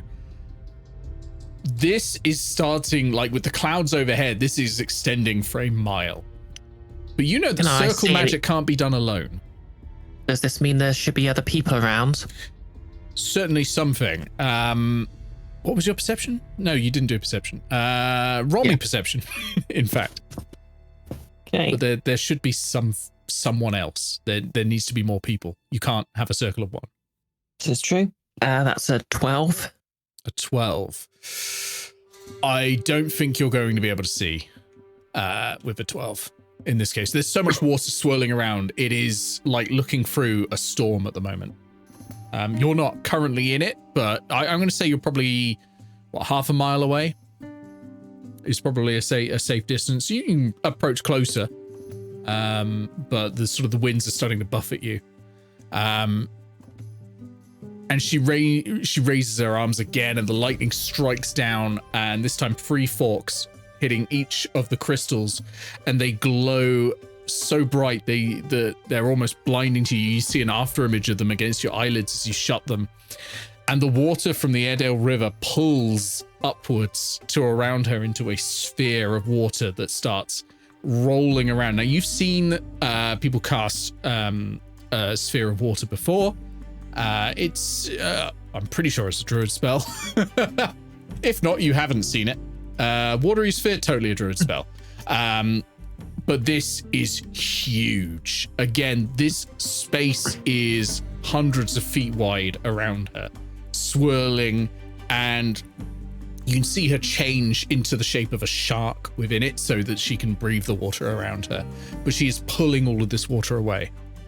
And this time, unlike last time, it doesn't lapse back and collapse into the river. It is getting stronger and stronger and pulling more water out of the river. And the river, you can see the river level just collapse down, and there are fish start to die, and that parching travels away down the river towards the swamp in the distance. Hey, I think this is actually going to raise Tattle's hackles quite a bit. So I think she's probably going to turn to everyone else and say, okay, if it's okay with all of you, I want to confront her directly about this. Yes, I think that's probably what we should do. Yes. Yeah. Can you this is druid business. Can you stay hidden? Stonk nods. Okay. I think Tattle's basically just going to grab 3 rocks, drag it through some mud, muttering something, stow them in a bag, and just Magic march stone, over yeah. and... Yep, magic stone. And she's just going to look up and, well, as best you can make eye contact with a shark, and just use thaumaturgy to enhance her voice and say, what the fuck do you think you're doing?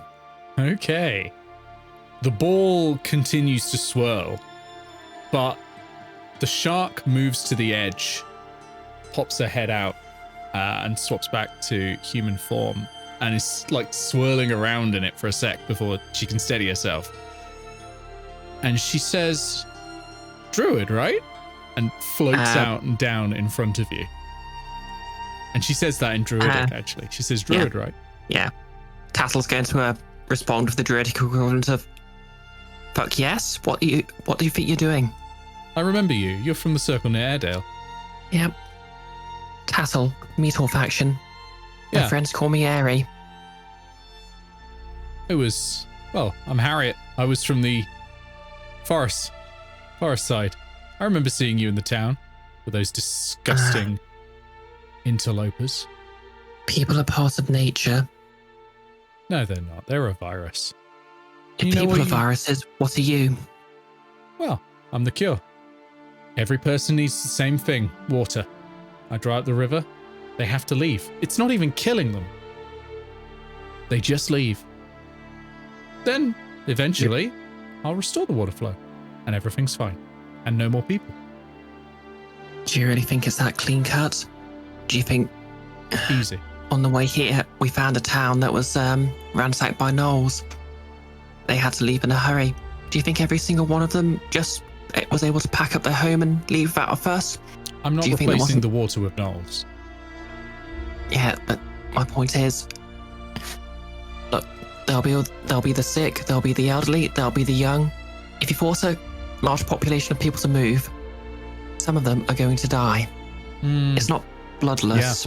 Well, it's not. It's as bloodless as I can get it. I think you'll find I'm being quite humane. Well, sacrifice a few to save the many, you say. I'd like to say that Frida has tried to keep as close to Tattle as she can with the stealth roll of 33 during all of this. Yep, as long as you're within 30 feet, you still get the +10, so... That's a high enough insight. She says, yeah, sacrifice the many for the few, and she uses call lightning. Yeah. We are going to roll initiative, please. Well, let's see who the few is. You're on the outskirts here. The maelstrom starts here. Harriet is on the edge with Tattle. I think this is probably a reasonable distance. I think that's probably about right, and has come out to speak with you. I think she would have probably kept a little distance for this. And you can also see in here these things. Yeah, you can't see those yet. But these are the crystals that you can see in the corners. Those are what is causing this whirl of maelstrom. Now, all of this, the moment you enter the blue, this is water. You are underwater fighting. Oh, God. Yeah. So, a quick primer on the rules of fighting underwater, because some of you won't have had to do that yet, right? When you make a melee weapon attack, if you don't have a swimming speed, you have disadvantage on the attack roll. Unless it is a dagger, a javelin, a short sword, a spear, or a trident. So if you have any of those, I recommend using those. A ranged weapon attack automatically misses a target beyond the normal range. So you know how it's got a short range and a long range? You can fire within the normal range. It will have disadvantage, but outside of that normal range, it'll miss. You can avoid the disadvantage if it is a crossbow, a net, or a weapon that is thrown like a javelin, including a spear, trident, or dart. If you're fully immersed in water, you have resistance to fire damage. You can hold your breath for a number of minutes equal to 1 plus your constitution modifier. If your constitution modifier is negative, it's a minimum of 30 seconds. Speaking, casting verbal spells, or some taking heavy damage, and for that I'm going to define that as half your hit points in one hit, will cause you to lose your breath. If you lose your breath, you'll start suffocating. When you are suffocating, you can survive for a number of rounds equal to your constitution modifier, minimum 1 round. At the start of your next turn after that, you drop to 0 hit points and you start dying. So death saves and that sort of thing. You can't regain hit points or be stabilized until you can breathe again. So someone will have to take you out of the water. So if you, for example, have a constitution of 14, you can hold your breath for 3 minutes. If you start suffocating, you have 2 rounds to reach air. How are you feeling? Oh, dear. Oh, dear, indeed. Yes. Fantastic. Welcome to third level, where the fights get harder and Nick starts bringing out the bullshit. Let's roll initiative. Right, so additional, oh dear. I rolled a nat 20 on the stealth check. I rolled a nat 1 on the initiative.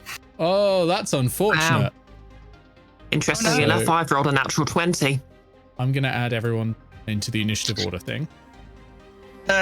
Quick question. Can we still use shields normally underwater? Yeah, there's nothing stopping you using a shield. Absolutely fine for that. Okay. Let me update a load of initiatives. So I guess we've also got to be on the lookout for whoever this additional at least one person is that would be helping Harriet with this large circle magic. Yeah, absolutely. I assume these whales and stuff aren't actually in here. They're not in there. They're just for art of it. Would have been very good to have a torso with us, hey? Yeah, imagine if you'd had a tool. Just because I find it's easier if players know. There is an alternate objective in this fight, which is shutting off the maelstrom. You can do that if you approach each of these crystals and succeed on 2 Arcana checks, DC 15. Each Arcana check costs an action. Doesn't have to be the same person doing it. But 2 successes. That's a lot of crystals. DC 15. Oh wait, all right, yeah. There's only 3 crystals. For a second, I thought these things were crystals. No, those aren't crystals. Those are something else. Which, when you enter the maelstrom, you'll be able to see, but you haven't been able to see recently because you failed a perception check. Yes. Okay, we go to top of the round. Now, Tattle, you actually managed to win the initiative battle. So, although you see Harriet go to call down lightning, you're there first. What are you gonna do? Okay, first thing, hey, as a druid, Tattle would probably know how to counter cool lightning. So I think Tattle's going to see the thundercloud forming over her head. She's going to look at Harriet and, just narrow her eyes. Say, well, as the old song goes, the time has come to an end. Yep, this is what nature's planned. And throw a magic stone at her. Roll the attack. We're not in water yet, so this is just normal. Is that right? That's right. Yeah, you're not in the water yet. Once you get in the water, that's when it'll all apply. Hey, does an 18 hit? Ooh, yes. Righty. I swear to God, if you kill her before she gets to go, I'm gonna be very upset. Very upset. It's not that damaging. That's 8 points of bludgeoning damage. 8 points of bludgeoning damage. Okay. First bit of damage on the cards, though. So, boom, strike a magic stone and it cracks against the shoulder. Okay. So then a couple of things goes who you haven't seen happen yet. Well, I've still got my bonus action and movement. Yeah. Okay. Tattle is going to move, up here, because she knows her friends are down here, and she's going to try and draw her attention away from them. And she's just not going to break eye contact. Okay, it is an action. All right, it's her go. She is going to use Call Lightning. Call Lightning. I'm going to need a dexterity saving throw, please, as a bolt of lightning goes straight from this storm overhead. Oh, I have been waiting for this for 5 minutes. Yeah. Okay, so that is an 11 to save. Oh, that's a failure. Okay, so you are going to take... Yeah, I'm gonna use my inspiration for this. Okay. Okay, that's actually worse, so I'm not even going to bother. I rolled shockingly badly on the damage, so you are going to take... I see what you did there. Good point. You are going to take 12 points of lightning damage. Not quite. As the lightning hits Tattle, she shouts something in Druidic, holds up her hand, and absorbs some of it. Oh! And that is absorb elements. Absorb elements. Very nice. Yeah. So how much do you absorb? Okay, so The spell catches some of the incoming energy, lessening its effect on you and storing it for your next melee attack. You have resistance to the triggering damage type until the start of your next turn, so that's going to be half damage. Also, the first time you hit with a melee attack on your next turn, the target takes an extra 1d6 Oh, very damage nice. of the triggering type, and the So, yeah. spell ends. You channel that lightning energy into you. Harriet, seeing that, is gonna just shake her head, jump back into the maelstrom, and turn into a shark. And that means she is now a large beast. Okay, then we have a lot of things that... oh no, one thing that we haven't seen, and then it's Stonk.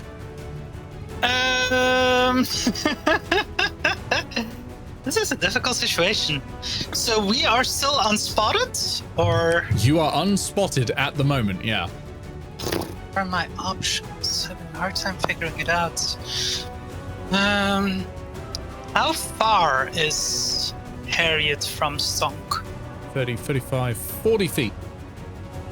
Okay, that's in range of a dissonant whispers. But I don't know if that's a spell to do, because that makes Harriet run away, which I don't know if that's what we want. Can always get closer. Yeah, but I don't know if that's what I want either. Now, maybe if someone would have perhaps be intending to go towards those crystals, they could use some bardic inspiration for the Arcana check that they're going to be making quite soon. Oh yeah. I mean, I'm giving bardic inspiration. I'm just wondering what to do as my main action. Cool. I think I'm just gonna cast dissonant whispers on Harriet. Yeah, that's a great shout. So that's a save, right, for Harriet? Yeah. I'm just pull it up here. That's a wisdom saving throw. Okay. She got a 15. That's against 15. Okay, so that is a pass. What happens on a pass? Target takes half as much damage, so half of 3d6. Okay. And doesn't have to move away, which may be advantageous. Okay, so 3d6. Rolling. It's a 2. That's a 4. And that's a 3. So 9. Half is 4. Excellent. Yeah. Good first bit of damage, though. 4. Because obviously when she became a hunter shark, her hit points she gained temporary HP based on the shark. Right, if you're not doing any movement, I will move over to Vanstone. Well, I'm giving Frida bardic inspiration as a bonus. No, it's Vanstone. Vanstone needed to the Arcana checks. I thought you were implying that you were gonna do it. Okay, to Vanstone then. Yeah, I go after Vanstone, so. Yeah, Vanstone, you'll go. Hello, I'm going to dash to here. I think I can do that. Yep, that's great. Great. That's what I'm doing. Can I see this thing? Yeah, you can totally see these things. So what these are water elemental weirdlets. They are tiny versions of water elementals. I will say, rules-wise, because it's usually best to disclose this, these are something called minions. Minions, if you hit them with any attack, they die. If you deal any damage through a failed saving throw, they die. If they pass the saving throw, it depends how much damage you do. But yeah, a single hit will kill them. Cool. Okay. Well, that was my whole... I don't think I can bonus action any of them, so that was my whole turn, I think. Okay. Then, I think, are they going to see you now? Yeah, 5, 6, 10, and 9 are all on the same initiative, so they are all going to move. They do have swim speeds. 30, yeah, so they're all going to bump. Oh, man. Bump. I didn't think that's true. Bump. And vomp. They're all going to strike you using their underwhelm ability. Okay. Right. So could be worse. It's going to be 4 attacks. They haven't got a very high to hit. So the first one is an 18. Ow. Second one is a 6. Nope. Third one is a 19. And the fourth one is a 10.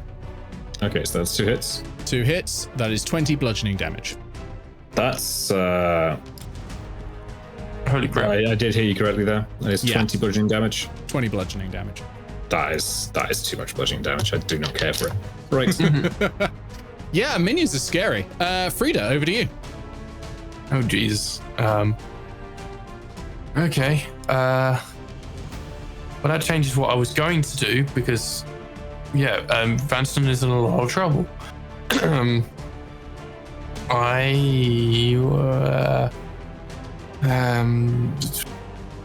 All right. Frida is going to. Wait. What's the range on my bardic inspiration? Should have to be in sight. 60 foot. Yeah. So I will shout to Tattle, bardic inspiration, to be like, "Remember your training. Do what you need to do. You've got this, Tattle." And that will give you a motive potential as well. So when you do that, when you use that bardic inspiration, it's 1d6. If you use it for an ability check, you can roll the die twice and choose which result to use. If it's an attack roll, you the target and others of your choice you can see in 5 foot must make a con save. If failed, they take an extra die roll in, or they take the die roll in thunder damage. Using my spell save DC. Okay. Or if you use it for a saving throw, it gives you temporary HP equal to the roll plus my charm mod.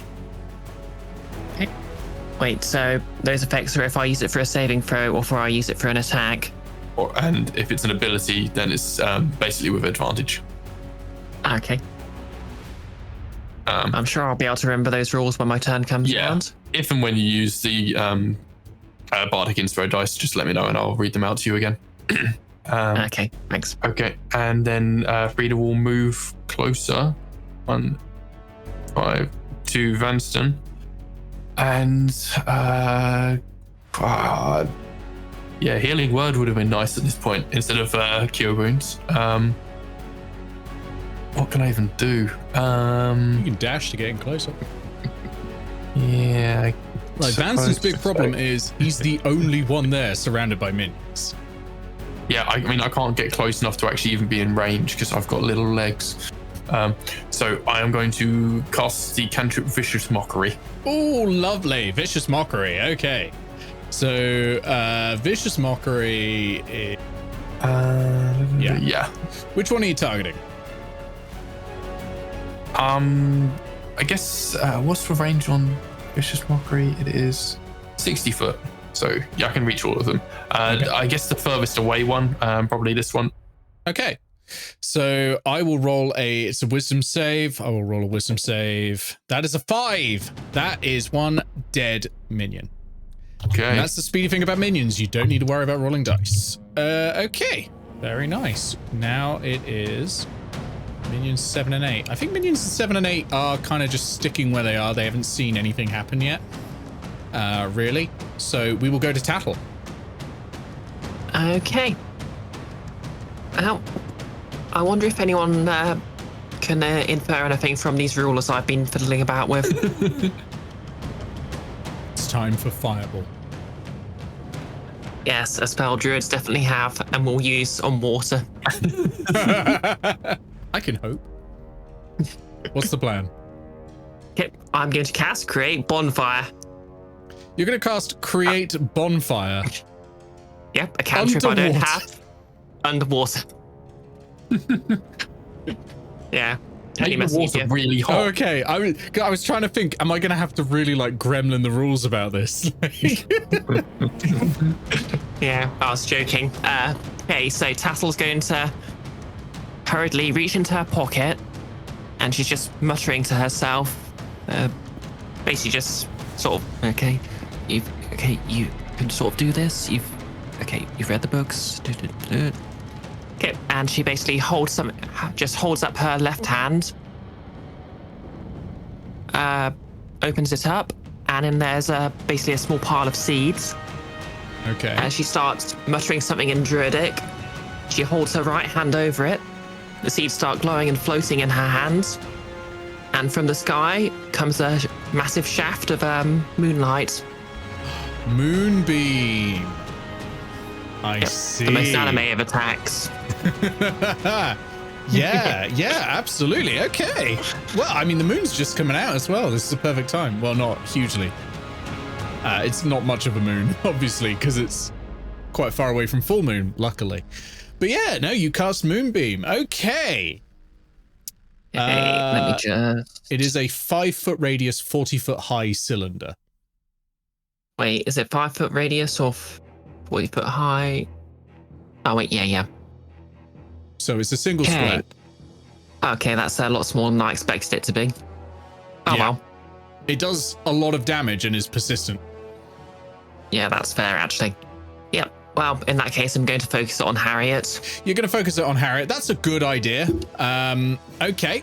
So let's have a look. Moonbeam, I need to do a Constitution saving throw for Harriet. Yep. Does she count as a... Does a wild shape druid count as a shape changer? I forget. I don't believe they do. Oh, that's an interesting question, though. As if she is, she makes it a disadvantage and is forced out of wild shape, but I get the feeling that doesn't sound quite right. Oh, I've actually found something. Apparently, to count as a shape changer for the sake of Moonbeam, it needs the shape changer tag. So unless Right. your stat block has that, she's not a No. shape changer. Just has wild shape. Okay. All right. Well, let's go for the save. Let's see. Ooh, Damn it, that Crawford. is an... no, wait, hang on. Constitution... That is an 18, I'm afraid. Damn. Still going to do damage. Like this is a Constitution... this is a concentration spell, so it's... You know, it's something you can move with a bonus action and stuff like that. It's... this is not the end for Moonbeam. It's a good spell. So it does half damage, right? Yep. So do you want me to roll 2d10 and halve it, or should I roll? Roll 2d10 and halve it. Okay. The stats are slightly different when you roll 2 versus 1. It's slightly more bell curvy distribution. And I will roll a concentration check for Cool Lightning. For some reason I can never find my d10s. Oh, there that's we a go. natural 19.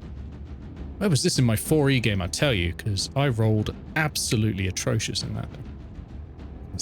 That's 4 points of radiant damage then. 4 points of radiant damage. Okay. Undershark takes that, but passes the concentration check for Cool Lightning. Anything else?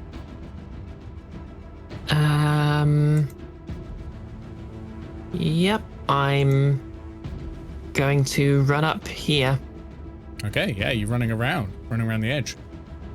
Yep. If only you were one more level up, and then you could shapeshift into a fish. 2 and 1, I think, aren't going to be into the fight. Harriet is going to cool down lightning on Tattle again. I'm going to need a dexterity saving throw, please. That's a bit better this time. Does a 16 pass? 16 passes, yeah. 16 passes. Yes. I'm going to roll the damage in a dice roller because I hate rolling d10s. Okay, so that's going to be 9 halved to 4 damage. Okay, that's I will take. Yeah, that's not much at all. Harriet is seeing Vanstone come in, I think is going to try and defend the crystal. And also wants to get out of that moonbeam. So is going to swim over to here to sort of interpose herself between the crystal and Vanstone, but obviously has used her action, so can't do anything else. Again, in a difficult situation. How much HP does Vanstone have at this time? At this time, I have 7. Yeah. Stonk is going to dash, so Yeah, get okay. here. That makes sense. Can you give Bardic Inspiration to the same person twice? Not until they've used it, I don't think. But you can inspire someone else. Yeah. And just so you know, Thunderclap is a Constitution saving throw, and at the moment, Vanstone has advantage on those. Oh yeah, that's I forgot about that. Yeah. It's a good thing you had that temporary hit points as well. Yeah, it is. I didn't forget about that. Wait a second. Actually, Stonk does have those flasks of sleeping draughts. You have used your action to dash, and those are an action to administer. But that's a good idea, and that could definitely happen next turn. The only thing you've got left at the moment is your bonus action. Yeah. I think Bardic Inspiration to Frida. Okay. We then go to 3 and 4, who have seen Tattle, and will be going. Well, they can swim 80 feet. They're definitely approaching. So you're going to get 2 underwhelms. Okay, do I need to roll a saving throw or? Nope. They are attacks. First one's a 19. Okay. That hits. Second one I cocked. Second one is a natural 20. You're lucky. They only deal average damage. They do not crit. So you take 20 points of bludgeoning damage. Oh, I'm down. Oh, it's too late to use your Bardic Inspiration dice. Oh, you couldn't have used them for that anyway, 'cause it's not a saving throw. Fuck.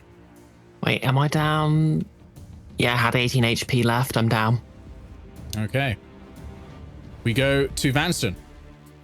Hello. Piss. I was not expecting them to do that much damage. That is a lot of damage. And that's only average. They only deal average. They will deal 10 damage each time they hit. So much. There's no way I can hit more than one of these, is basically the thing I'm thinking. I can hit up to 1, I guess. Or heal, which is probably not a great use of time. Likely I hit at least once. So, I mean, you're very low on HP. I think you should consider healing. Probably better to hit one of them. yeah, that's what I'm thinking. Like, Get the action economy back. am I missing any obvious options here? Like, is there something that I'm not seeing, or is it basically just yeah? I'm just gonna have to swing at something, I guess. Yeah, unless you got an AoE spell. No, I do not think I do, unfortunately. So I guess I have the choice between swinging a. Oh, am I in water right now? By the way. No, you're out of the water at the moment. On land, right? So I can swing a mace, or I can Sacred Flame, which would force them to do a Dex save, which is I have no idea where they would be with that. So I guess I'll just swing. Okay. See how that goes. It's gone poorly. 11. 11. That hits. That would have been at 5, I guess. Oh right, amazing. Minions are not very good at anything. Cool. Apart from Well, they're apparently good at hitting. killing you. They've been really good at hitting. They don't have a very high to hit roll. I've just been rolling really well. Which one would you like to delete? Let's take out 5. 5. Okay, 5 is gone. Anything else? Bonus action or movement? Bonus action. I can't think of anything I would do with the bonus action, so no. Okay. It is now 6 and 10's go. 6 is going to attack Vanstone. 10 is going to attack Stonk. The one against Vanstone, that is a natural 2, so that's not going to hit you. The one against Stonk. That's a natural 3. There's my luck again. I knew it would come back eventually, so that's 2 misses. Right, okay. We go to Frida. Okay. So Tattle's just hit the deck. Would Frida have been able to see Tattle through all of this waterness? This is a hell of a maelstrom, and in fact, I've just realised I've forgotten to roll for what actually for the maelstrom hazards as well. But we'll hit that when people actually enter the maelstrom. Yeah, I think you can see Tattle.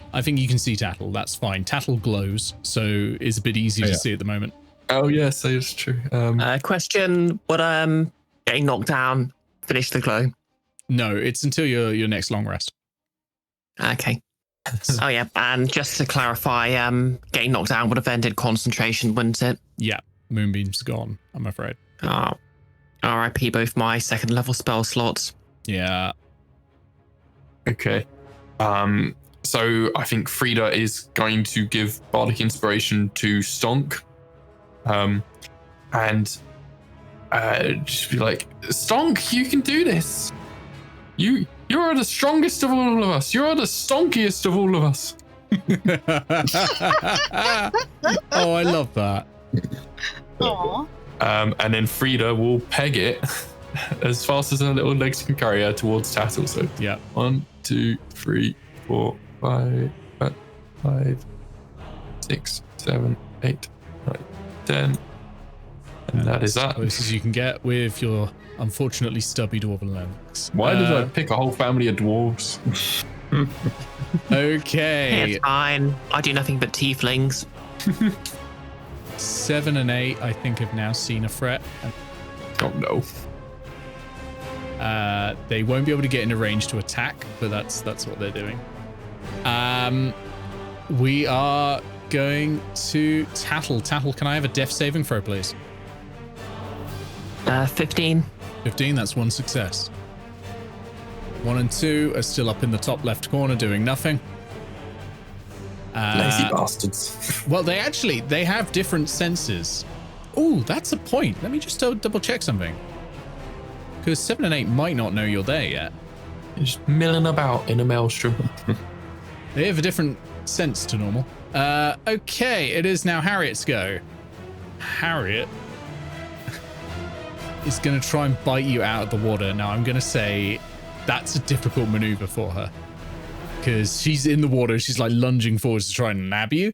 So I'm going to impose disadvantage on this. But Cheers. she does also normally have advantage because she has a blood frenzy going on. Oh, So it's gonna Fish out of even water. out. It's gonna even out. But she has advantage on melee attack rolls against any creature that doesn't have all its hit points. Well, that is a natural one. So well, okay. you're absolutely fine. Stonk, your go. Vanstone still has this bardic inspiration dice to protect themselves with and hasn't had to use it until except for that on the first so. Yeah. Stonk, over to you.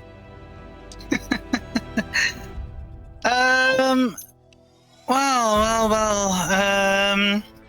Doubting between either straightforward cure wounds on Vanstone or maybe trying dissonant whispers on Harriet again. Well, Thunderwave is a AoE spell, right? You could Thunderwave would be amazing right now. Oh, that's a good point as well. It's also likely to alert the rest of the minions to us, though, because it does emit a thunderous boom audible out to 300 feet. Sure does. I mean, would that necessarily be a bad thing? They might take a while to get to you, and they'd be leaving the other crystals unguarded. Yeah, I'm just concerned about Vanstone getting ganked. I think it should be All right, okay. you're there now. I think we sort it out. You can get ganked. I'm less concerned about Stonk right now, but that is also a fair point. Yeah, I think Stonk is gonna move to there and take an attack of opportunity. Okay, the attack of opportunity coming in. That's a 4. So that's not gonna hit. And then I will do it's a strength save on Thunderwave. It's a Constitution saving throw. Constitution saving throw. Okay, so I'll start with the 2 minions. So minion 10 rolls a 6. Minion 6 rolls a 10. No.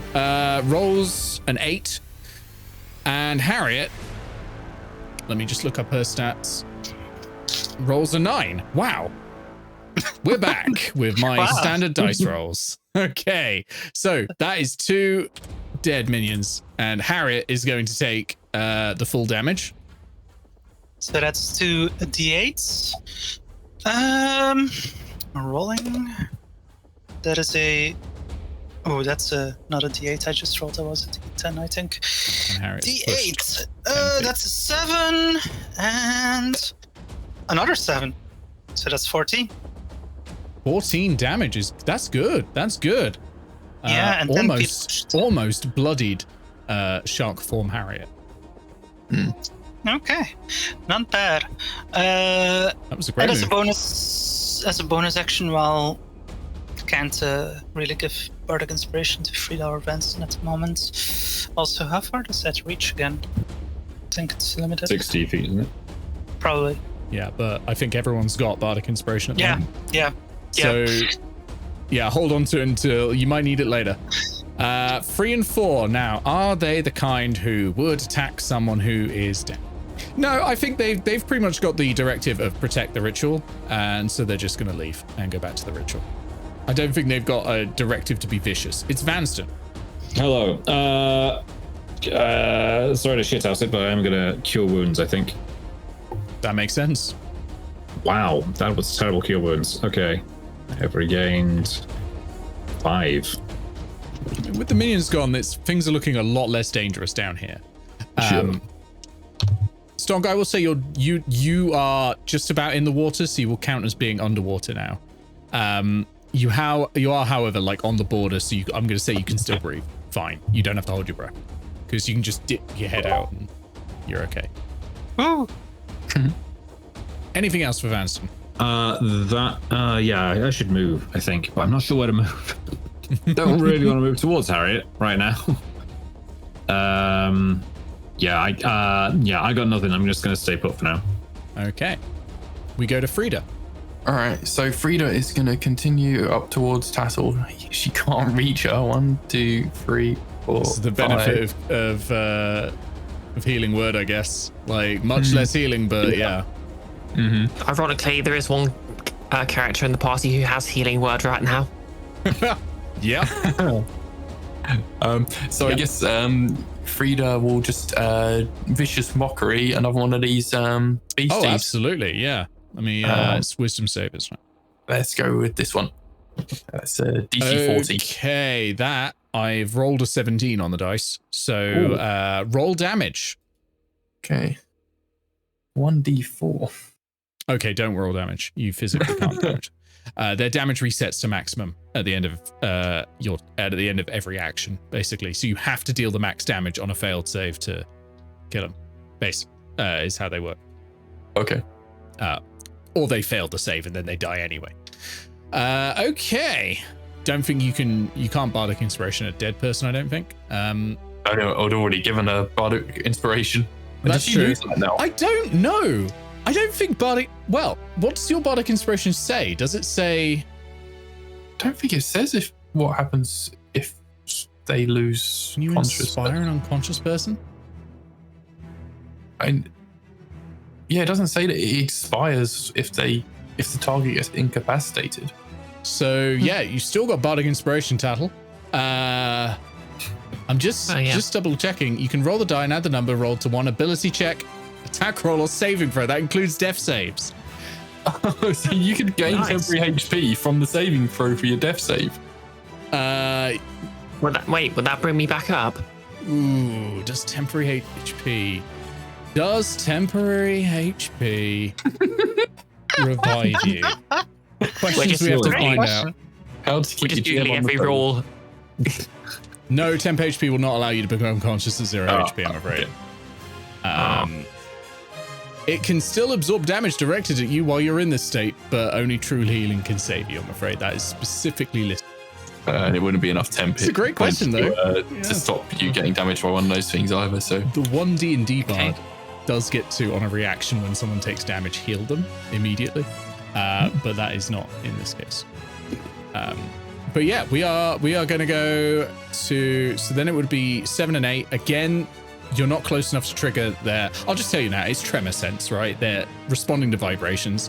Thunderwave has just gone, actually. So yeah, 5, 10, 35, 40. That's as close as they can get. They're not in range yet. And we go top of the round. Now, Stonk, you are in the water. So I'm going to say we are finally going to roll a Maelstrom Hazard. 6. Perfect. So 6 is chaos. Roll twice. 5 and 4. That doesn't sound good. Can I have a Constitution saving throw from Stonk? And then can I have a Dexterity saving throw from Stonk? Wow. Yeah.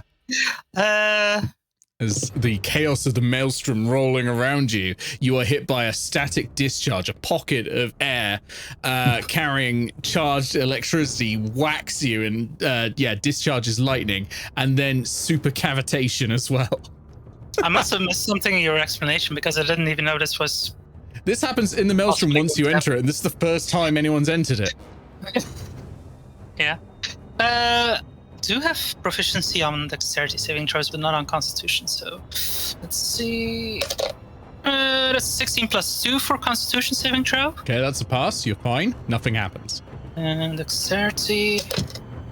That is a 9 plus 5 is 14. You're fine. It was DC 10 on both. Yeah, you're fine. You just shrug it off. You're absolutely fine. Probably the fact that you've got wet hair has kept you safe from the supercavitation, which is, you know, like pistol shrimp, where it causes that loud explosion in front. That's what is happening around you, but your wet hair has been fine. Your wet hair's now dry. But yeah, you're all good. Tattle, I'm going to need a death saving throw, please. 10 exactly. I'm 10 not sure if exactly that's is a a pass. pass. Yep. Okay, pass. So that's the second pass. And we go to 1 and 2. 1 and 2 will have heard. Yeah, they're going to approach now. 35, 40. That's all they can do. We go to Harriet. Harriet is going to call lightning on the metal object in front of her. Oh no, that's me. Stonk. Oh. Because I think because yeah, Stonk's a rock star. So can you please give me? It is a dexterity saving throw, please. Now, bear in mind you can use bardic inspiration on it if it comes out bad, but you have to say you're going to use that before I tell you whether it succeeds. Oh right, I have bardic inspiration as well. I forgot about that. Yeah, you've been inspired by the other bard. Everyone is bardically inspired all the time. Yeah. But I think the using it against an attack roll, that's only for combat inspiration, which only... No, you can No, use that's it's damage a saving rolls. This So is a saving throw, which gives what the- you 10 Oh, HP. saving throw. yeah. Oh, So this would be a saving throw, but what your combat inspiration does is it lets you add that to the damage you deal.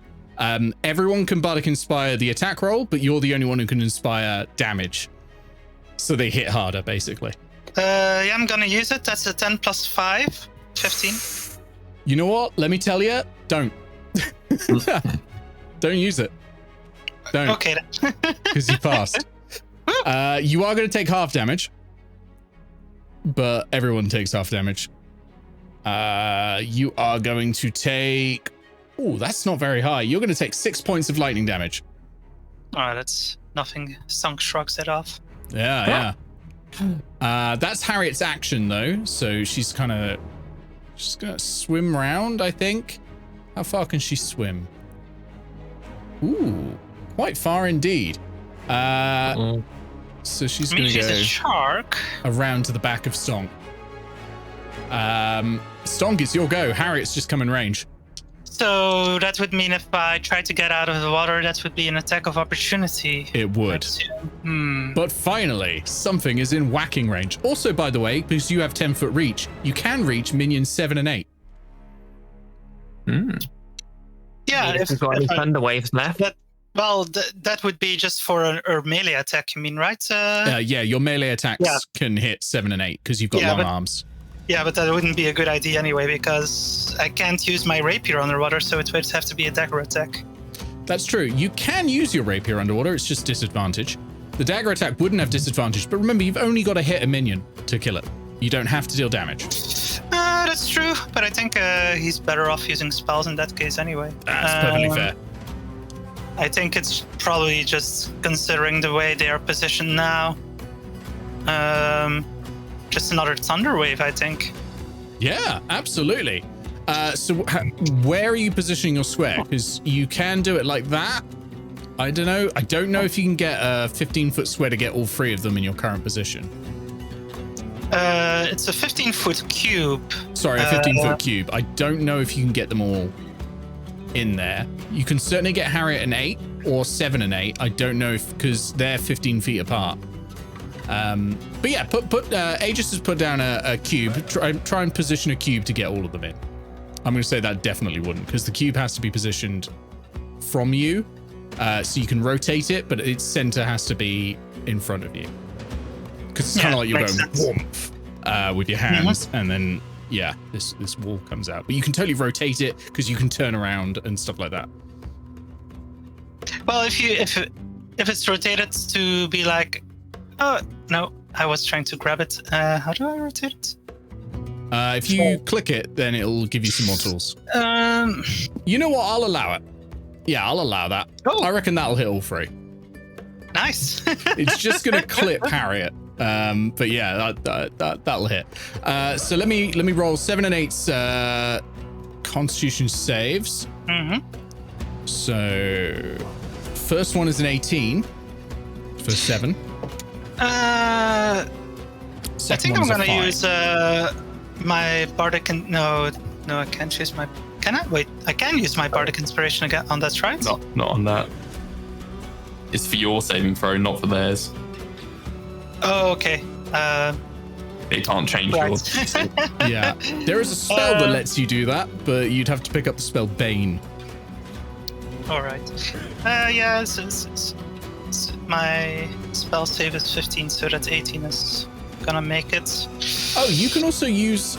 So anyone who's got inspiration from Stonk can use their inspiration to add to their own AC when they're attacked. By the way, because that's what the College of Valor lets you do.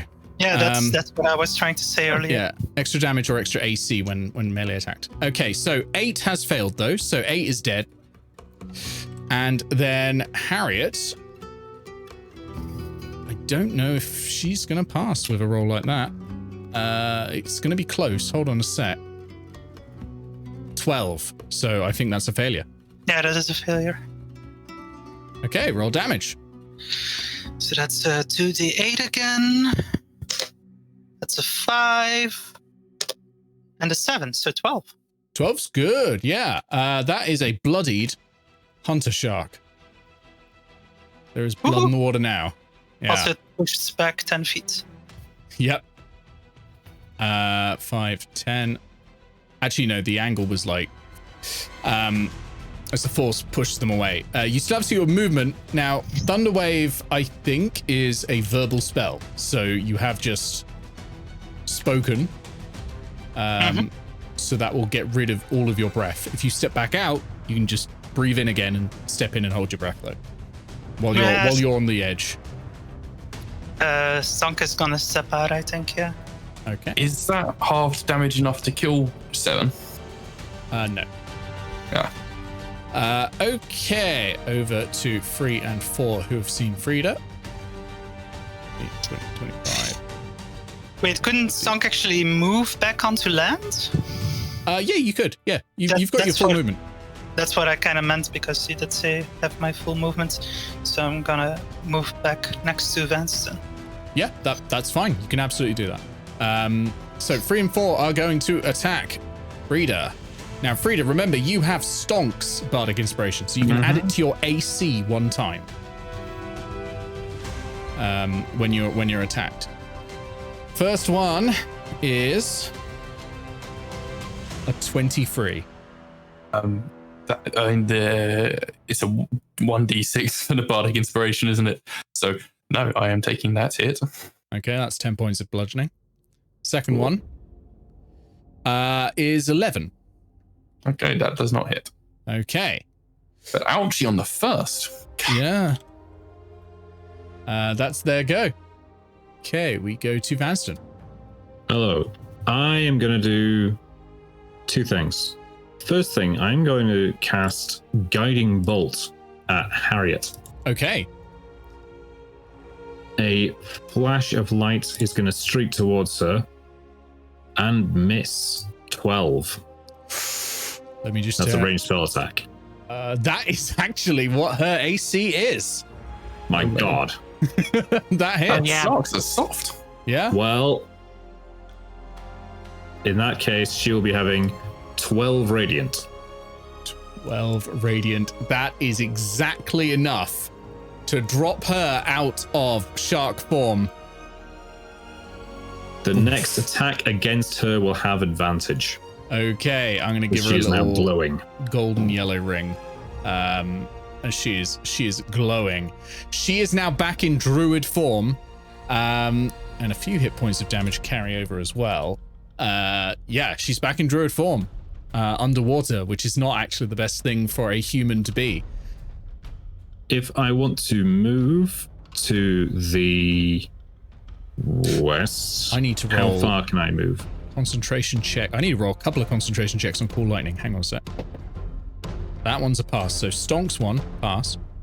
And that's a failure on Vanstone's one. She no longer has Cool Lightning up. If I want to move to the west, how far can I move in one action? So you can go 10, 20. You can get to about there or there. because this point is when it becomes water, and you're holding your Right, breath. yeah. I'm going to move to here in that case. Yep. I would say that's close enough. Like, I'm Great. considering these things to be large, so they're sort of taking up this double square That's thing. For next time. Okay. We go to Frida. Frida cannot take 2 hits from these things, No. so I think she has to hit. Yeah, that'd be good. Yeah, I think she's gonna have to. She wants to get to Tattle to save, but she can't reach with these things here. Don't worry, I'm 2 death saving throws up, so I'll be fine. Yeah. All right. Well, okay. Yeah. She will swing with her battle axe then. Okay. That is +4 to hit. Oh, that's a 3. So wait, what was the bardic inspiration? That's a 7. All right, I used the bardic inspiration. It's 1d6, yeah. Mm-hmm. Oh, it's a 1. Oh, it misses, I'm afraid. Damn it. No luck. You go with a battle axe, but you're striking water in water. It's difficult to even just get a bead on where they are, I'm afraid. No, they're both still up. Anything with a bonus action or anything? I don't think so. Let me see. Nope. You are getting through these minions pretty well, though. I will say that. We go to 7 is going to go in for Stonk. So, Stonk, you are getting struck at. That is a 21 to hit. Take 10 bludgeoning damage, please. I've Tattle? been struck by a smooth criminal. They probably are quite smooth, actually. Death saving throw, please, Tattle. That was 12, right? That was 10 points of bludgeoning damage. Oh, 10. Okay. That's an 11, so I'm stabilized. Yep, you're stabilized. You are no longer making death saves. It is now 1 and 2 who are continuing to approach. They are going to approach Vanstone. They actually do have enough range to get in and strike. Oh, man. That's a miss.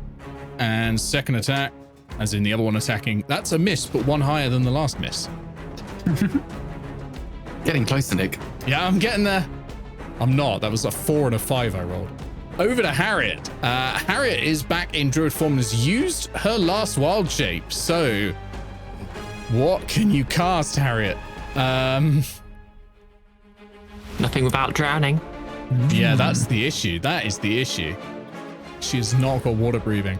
I think she might just have to whack. I think she might just have to whack. I mean, she does have mouth breathing. Tattle would be saying if she was conscious right now. She's stabilized, right?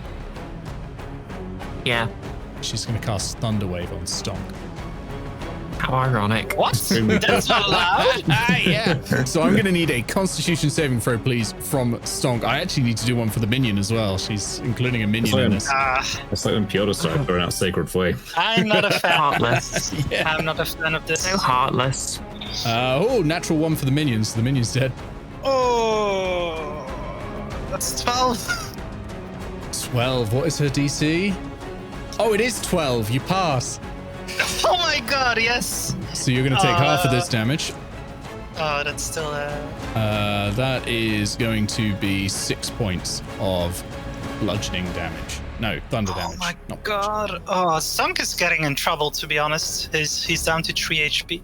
Did Stonk manage to get any temporary hit points from that Bardic Inspiration thing? I've misunderstood it. No, right? they didn't use it in the end for the saving throw. Oh, you could have used it in that saving throw. Well, I was wondering about that, but I was thinking that it wouldn't apply again since you said earlier. Anyway. Yeah. I mean, I will allow you to retroactively, because I forgot you had Bardic Inspiration. I did announce the result very quickly, so I did not give you much chance to use it. If you want to use Bardic Inspiration there, you can. You'll gain some temporary hit points. You've already passed the check anyway. Yeah, I'll do that. Okay.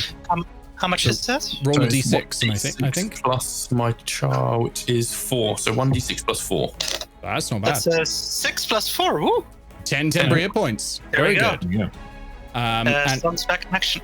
Stonk's back in action, and it is now your go. The question is, what is the best action here? Yeah. So Stonk has Harriet nearby, who... Who is in human form now. Yeah, who is certainly a threat because she's using Stonk's own tricks against him. Now, if you attack her, you have advantage. You do, because she's glowing right now. Oh yeah, but I'm also Like Tattle's corpse up in the top. Yeah, I'm also worried about 1 and 2 near Corpse. I'm stable. How much HP does Vanstone have at the moment? Not much. I have enough to survive 1 hit, and I have Bardic Inspo, which I think I can use on my AC. Yes, Yeah, you can probably- use it to up your AC.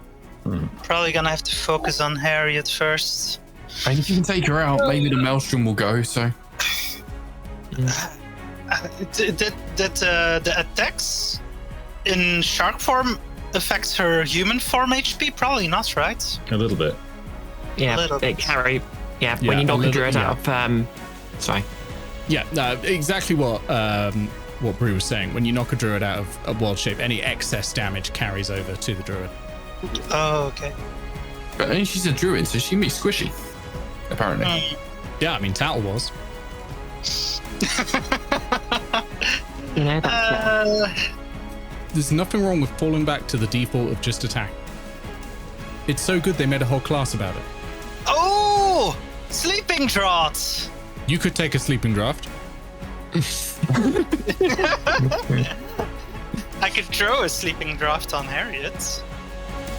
Does it need What? to be drunk? Yeah, what were the rules that I said about that? I'm pretty sure I said it was a drinking one, right? No. I distinctly remember that you said touch because Oh, I yeah. remember throwing it.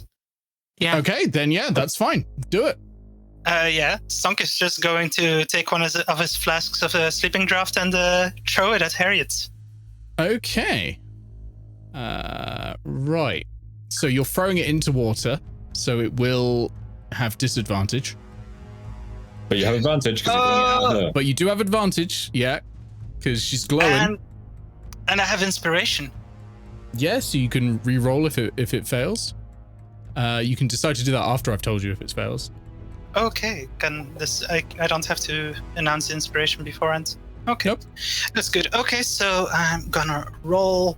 That's just a straight up D20 without any bonuses. You can add your dexterity to this. Okay, that's +3. That is a 16 + 3, 19. Oh, that hits. Woo! Okay, can anyone remember what the rules were for the sleeping draft? Constitution was saving basically throw drown or fall poison. unconscious. Yeah, okay. What's the DC? I've got it here. DC 10. Okay, that's not impossible for a druid. Let's try it. This could be big. This could be big. I'm afraid I rolled a 17. That was a great move though, because falling unconscious in the water, that's instant 0 hit points. Like, That's what I was thinking, that she would just drown. it's a real smart move. And no longer glowing on Harriet. Okay. It is 3 and 4's go against Frida. Damn you. Yeah. I just remembered that I also had inspiration that I could have used. Okay. Oh wow, I rolled the same number twice. Unfortunately, number? it's an unnatural 20. Oh no. 20 points of bludgeoning damage. Oh no. I'm down. Unless you want to use your Bardic Inspiration up your AC, of course. No, because I used it on the attack. You did. Okay, Frida is down. Damn. Scary time. They're going to go back to protecting the obelisk. Okay. Vanstone. Hello. Right. I guess I'm just gonna have to hit one of these minions. I think that's the only thing I can really do right now. Mm-hmm. I'm not gonna hit that minion. That is a 2. Ooh, no, that's probably not even if you'd use the Bardic Inspiration. No, I'm not gonna use that. Unfortunate. Anything else? If I move in any direction, I'm gonna take attacks, right? You can move 1 to the left without taking any attacks. Well, I guess that's true, but it would not avail me much. So No. I guess I'm just gonna be here for a bit. Okay. Frida, can I have a death saving throw, please? All right, come on. That's a 7, but I'll use my inspiration to re-roll it. Okay. For a 7. That's one failure. Tattle, you're stable, so nothing. 1 and 2. All right, time to attack Vanstone. Okay. That first one is a 12. And that second one has cocked, so let me try that again. That second one is a 20. Unnatural. Interesting. Right, if I use Bard's Bow for my AC, what does that do for me? You will roll a d6 and add it to your AC. God. Well, that's better than taking 10, so I will do that. Yes, I have not improved my AC sufficiently. So I will take 10. Okay, 10 points of bludgeoning damage. We go through to Harriet. Harriet is going to step out of here long enough to use her action to cast water breathing. And then it's going to just dive back into the water. 20, 30, and that's literally all she can do this turn. Stonk, over to you. Huh. Interesting. Reed seems to be fleeing from Stonk. Yeah. You will probably have seen Frida has gone down, and Vanstone's in a bit of trouble as well. Which day is Stonk gonna save? Stonk's his choice. Yeah. If you help with these minions, I can help with the other stuff. Yeah, That's true. Stonk only has 1 level 2 spell slot left. Vanstone is your healer. I mean, you could just hit Vanstone with Thunderwave if you want. Okay, that's all of your movement because that is underwater moving. Oh no, that's 20 feet of your movement. You've got 10 more feet. Let me roll some saves. Yeah. Dog shit. Right, those are some dead minions. Yeah. 4 and a 5. Right. Yeah, that's actually Save us, healers. Stonk, you've got 10 more feet, so that's 1 more square you can move underwater. yeah, Stonk is gonna head back for the edge. Yeah, because you've just expelled all the air from your lungs to go whoom, like that. So you've got a little bit of time because you've got a constitution score. You've got a little bit of time before you die. But 3 and 4 are going to stay where they are. And we go to Vanstone. Hello. I'm not going to do cure wounds just now because I don't have a ton of slots unless Stonk really needs healing. Well, 13 HP, it's not the worst, but you have more than I do right now. that's fine. I'm just going to say you're all right. So, right, what's the distance to Harriet here? That's like... Is she... Well, I can move... Okay, first, I'm going to move out the water. Okay. Actually. So, I can move this far. This far? That far, yep. You can dash to go another... Because that's the edge of the water. You can dash to then go another 6 squares after that. Okay. I'm not going to do that now. I should try and heal people, so I'm going to do that. So get to there. Okay. Right. That is your move. We go to Frida. Death saving throw, please. All right, come on. Different dice this time. That's a 12. That's 1 success. So you're 1 success, 1 failure. You could still die next turn if you get a natural 1, but less scary than it is before. Tattle, you're still stabilized.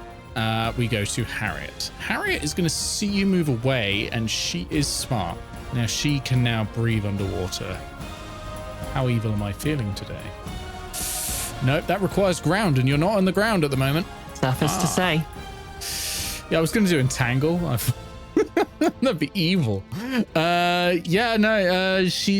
gonna Thunderwave Stonk again, I think. 10, 20. God damn it! 30. Yeah, Stonk can How have many a strength spell save. slots does she have? She has 4 first level slots, 3 second level slots. Oh, Whoa. isn't it a Constitution savings? Sorry, yeah, I always keep saying strength. I mean, Constitution. Constitution, quite right. Doesn't matter for me anyway. Whew! A natural 20. Unnatural 20. Very nice. You're going to take half of this. But this is not very high. You're going to take 4 points of thunder damage. She's getting really frustrated that she can't take you down, and to a lesser extent, the DM is. No, not really. Stonk, your go. Well, Stonk is out of spell points, but he does have those long arms that we keep talking about. He does have those long arms, those awfully long arms. But he's also in the water right now, which is a concern. Ideally, Stonk would get out of the water and then attack, but that will mean an attack of opportunity, I think. No, because she's not within 5 feet of you. Yeah. It depends where you go, of course, but... You could go into her zone, stay in her zone and attack. Or you can attack from where you are. Yeah, but I want to get out of the water if possible and then attack. Yeah, that will be harder, because all of this is water. The water ends... Yeah, it was one of these. And it's only half speed in water anyway, I guess? Yeah, you are at half speed in water. Although, bear in mind, in druid form, Harriet is a weakling nerd. Is not going to be doing anywhere near the amount of damage you've seen in shark form. But if Song moves over here, he doesn't take an attack of opportunity? That's correct. It's only when you leave her reach, and her reach is all of these squares around her. Oh, okay. So you can move through that space fine. Oh, okay. That was the thing I was worried about. Yeah, so you can go there, which is going to... Yeah, you're out of the water, and then you've still got your action. Yeah, so Stonk is going to smack the heck out of that nerdy druid. Yep, absolutely. With his rapier, to be clear.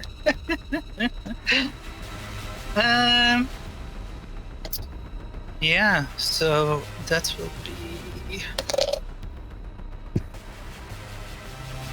Inspiration used, because that is a 4 plus 5, that's not enough, so... Okay. That is an 11 plus 5 is 16.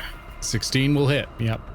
And then a 1d8 plus dexterity is 5 plus 3 is 8. 8 points. Very nice. That is a bloody druid. Woo! Very good. You have a bardic inspiration die you could give out to someone if you wanted. Yeah. Vanstone gets bardic inspiration again. Great. Okay. 3 and 4 are still kind of just holding tight. Actually, no, I think they've heard the thunder waves now. They're a bit worried. 2, 3, 4, 5, 6. Harriet's thunder waves. They're going to go and attack Harriet. And it is over to Vanstone. Hello. Okay, so I'm going to... I'm in the wrong mode. I'm gonna dash basically up here. Yep. And that's a turn. Okay. Frida, death saving throw, please. Don't get 1. It's a 12. Way, 2 successes. You're getting there. Tattle, you're still stable. Harriet. I think this pasty nerd's going to just have to try and whack you because there are no good non-ranged cantrips on this list I'm looking at. Oh, hold on. Harriet is able to speak underwater now. Is that a bonus action? That's a bonus action. So first off, casting Shillelagh. Is underwater breathing a concentration spell? No, I don't think it is. But let me just double check. Because nope, not only is it 24-hour not spell. Yeah. No. And now a whack with the shillelagh'd quarterstaff on. So, well, that's not a hit. That's a 6. Interestingly enough, it doesn't actually say it prevents the disadvantage from attacking in water. It doesn't actually. That would have been a disadvantage. It's just that she's not going to drown. And is able to cast the spells. Stonk, over to you. Okay. You have a bloody druid with a melee reach, and that nerd does not seem to be able to hit you. Yeah, I think that's probably the play. Then that's not gonna help. Pipes of haunting. Creature becomes frightened of you. I don't think. Would that do something? I mean, frightened is a reasonably powerful condition. What does that actually do? Has disadvantage on ability checks and attack rolls while the source of its fear is within line of sight, and it can't willingly move closer to the source of its fear. So Okay, if but you it moved does- away, Harriet cannot get closer to you. And you have a 10-foot reach, so you could go here, still be able to hit Harriet, and Harriet cannot get any closer to you. But you would take an attack of You opportunity. take an to move attack of away. opportunity to do that, but it's a pretty Is that just powerful like- position to be in. I mean, mechanically, that's what it is, but let's be real. It would actually just be a Stonk just using his giant arms to put his hand on her forehead. Hold it. Or something else at him. Yeah, absolutely. You have to do that. It's funny. It is funny. With the pipes of haunting, you mean? Or Yeah. I'm confused now. Get those pipes of haunting going, and then just step back and not be hittable. Yeah, sure, that sounds good. Okay. What save do I have to do? Must succeed on a DC 15's Wisdom saving throw, Okay. or become frightened of you for 1 minute. Oh, that's a 14. So Harriet is frightened of you. So what you could do is move there, and then Harriet can't approach you. But you don't have to. That's your call. She'd have disadvantage on the attack. So. She would have disadvantage on the attack because she's frightened of you. Yeah, Stonk is moving. Okay, so Harriet's going to attack with disadvantage. That is 17 to hit. Even with disadvantage. Yeah, I rolled a 15 and a 13, and then +4 because of Shillelagh. Does Bardic Inspiration come in here? Not Wait, did I- from. Oh Did no. you used it already? Yeah, I plus- already used it. I don't think you can apply it in this case because Frida's not your kind of bard. Yeah, I was just wondering about that. 17 is Stonk's armor class at the moment with his Okay. shield. You So take that's 3 it. points of bludgeoning damage. Okay, that's I rolled minimum. that's doable. Over to 3 of 4 who are coming in. Uh-oh. Oh, no, Yeah, that's what I was. That's okay. what I was concerned about. Actually, let me just.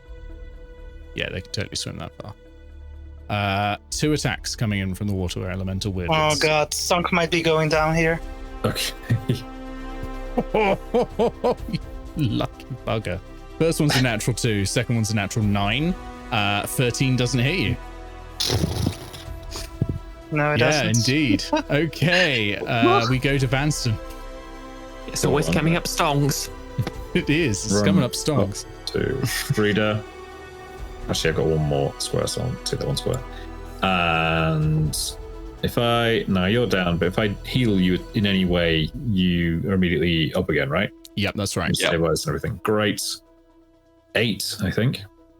Nice. 8 hit points. And Frida, it's your go. And I mean, you've also got healing magic. So Yeah, I'm gonna pop over to Tattle and cast Cure Wounds. Sorry. For my bonus action. yeah. As well, before you do that, I wanted to do the thing that I keep forgetting the name of, which is Harness Divine Power, so I get a spell slot back. Okay, go. okay, yeah. All right, so I will do. I think I'll do Cure Wounds at a level 2. That is 13 plus 4, so 17. 17 hit points for Tattle. Tattle, you are back up.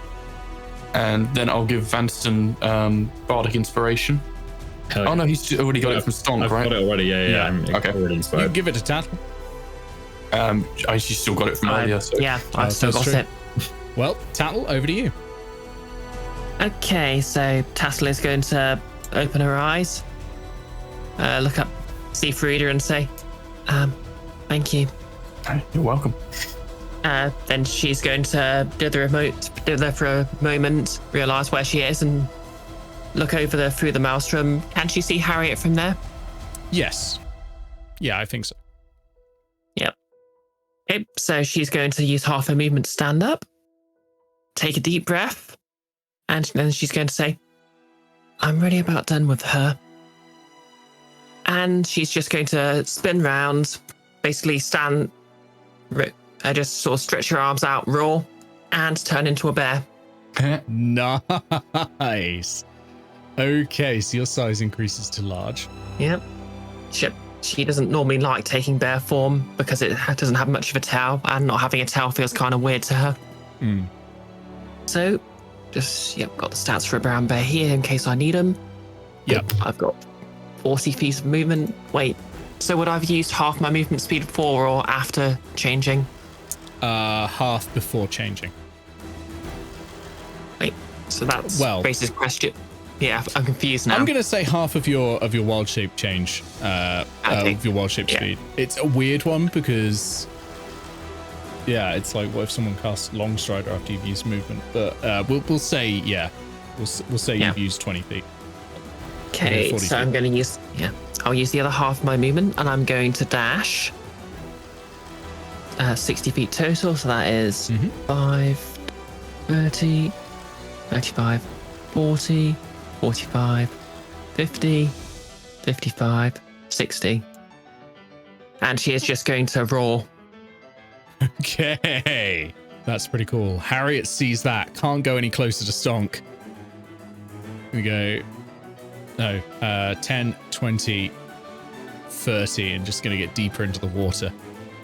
Stonk. Oh no, she can dash 30 deeper into the water. Stonk, it is your go. You have 2 minions right in front of you. Yeah, I am well aware. Cannot Thunder Wave because I'm out of spell slots. Didn't you have one left? But you had a level 2 one left. Yeah, I used it on the Thunder Wave, which actually reminds me I didn't specify that it was a level 2. Oh, then you should roll extra damage. 6, so let's say 3. Okay. So, 2 weirdlets right in front of you. Floating little bobbly water things. You have Thunderclap, right? Yeah. That's a cantrip, right? Yeah, I was thinking about that earlier. Earlier when it was just Harriet in front of me, that wouldn't have been helpful, but now it's actually helpful. So that is a good shout. Yeah, I think Stonk is indeed just going to throw a thunderclap at him, and by throw a thunderclap, I mean he's going to turn around and clap his ass cheeks in their direction and shoot thunder from them. That's the most bardic way to cast Thunderclap I've ever seen. Fantastic. Okay. Constitution save. Number 4 rolls. That is... Ooh, that's going to be borderline. That is a 14 for number 4. It's against my spell save DC, right? Yeah. Doesn't make it 15. Ooh. And... Oh, that's way worse for the number 3. So they're both dead. Death by dummy tick clap. Yeah. The absolute... The clap. The clap.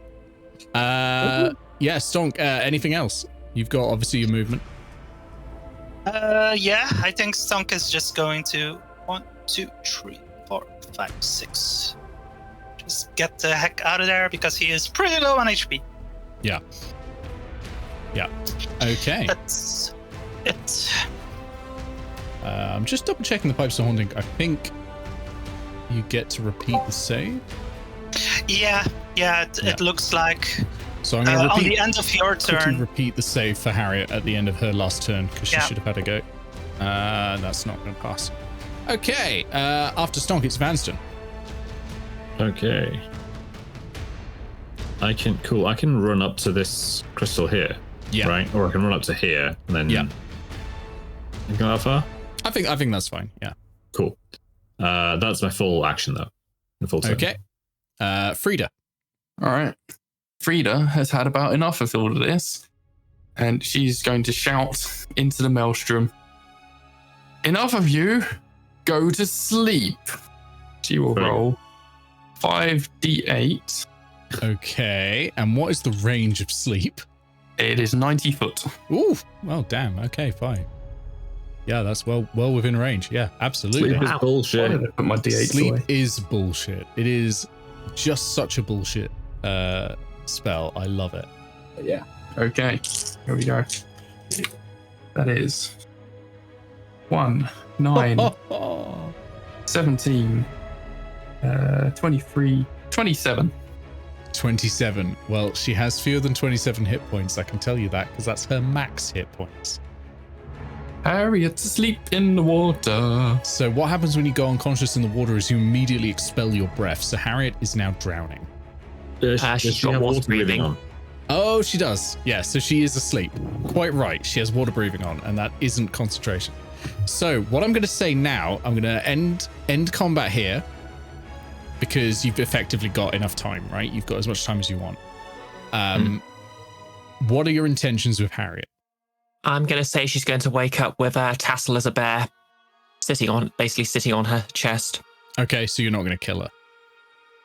No. Because I would say she had 6 hit points left. Like you were very close to killing her. You've got enough time to stabilize all the crystals, particularly obviously with Vanstone's expertise. And well, I mean, a fair few of you are pretty good at Arcana, but Vanstone is exceptional at Arcana. You're able to stabilize all the crystals. They dim. The maelstrom slowly dissipates and the water rushes down the river. You get the feeling there's probably going to be a bit of flooding in Airedale in the next probably day or so, but it's not going to be a huge problem. And you have saved the day. As the crystals fade, they shatter and they crumble into a fine powder. And I am going to give you your loot now because we're going to have to end pretty soon because this one's gone on for fairly long. Did anyone see another person? You got hit by quite a lot of elementals. So were the elementals helping her then? Yeah. Oh, okay. She'd Not a summoned person. them. So I'm gonna give you your loot because I think you've got enough time to just find it.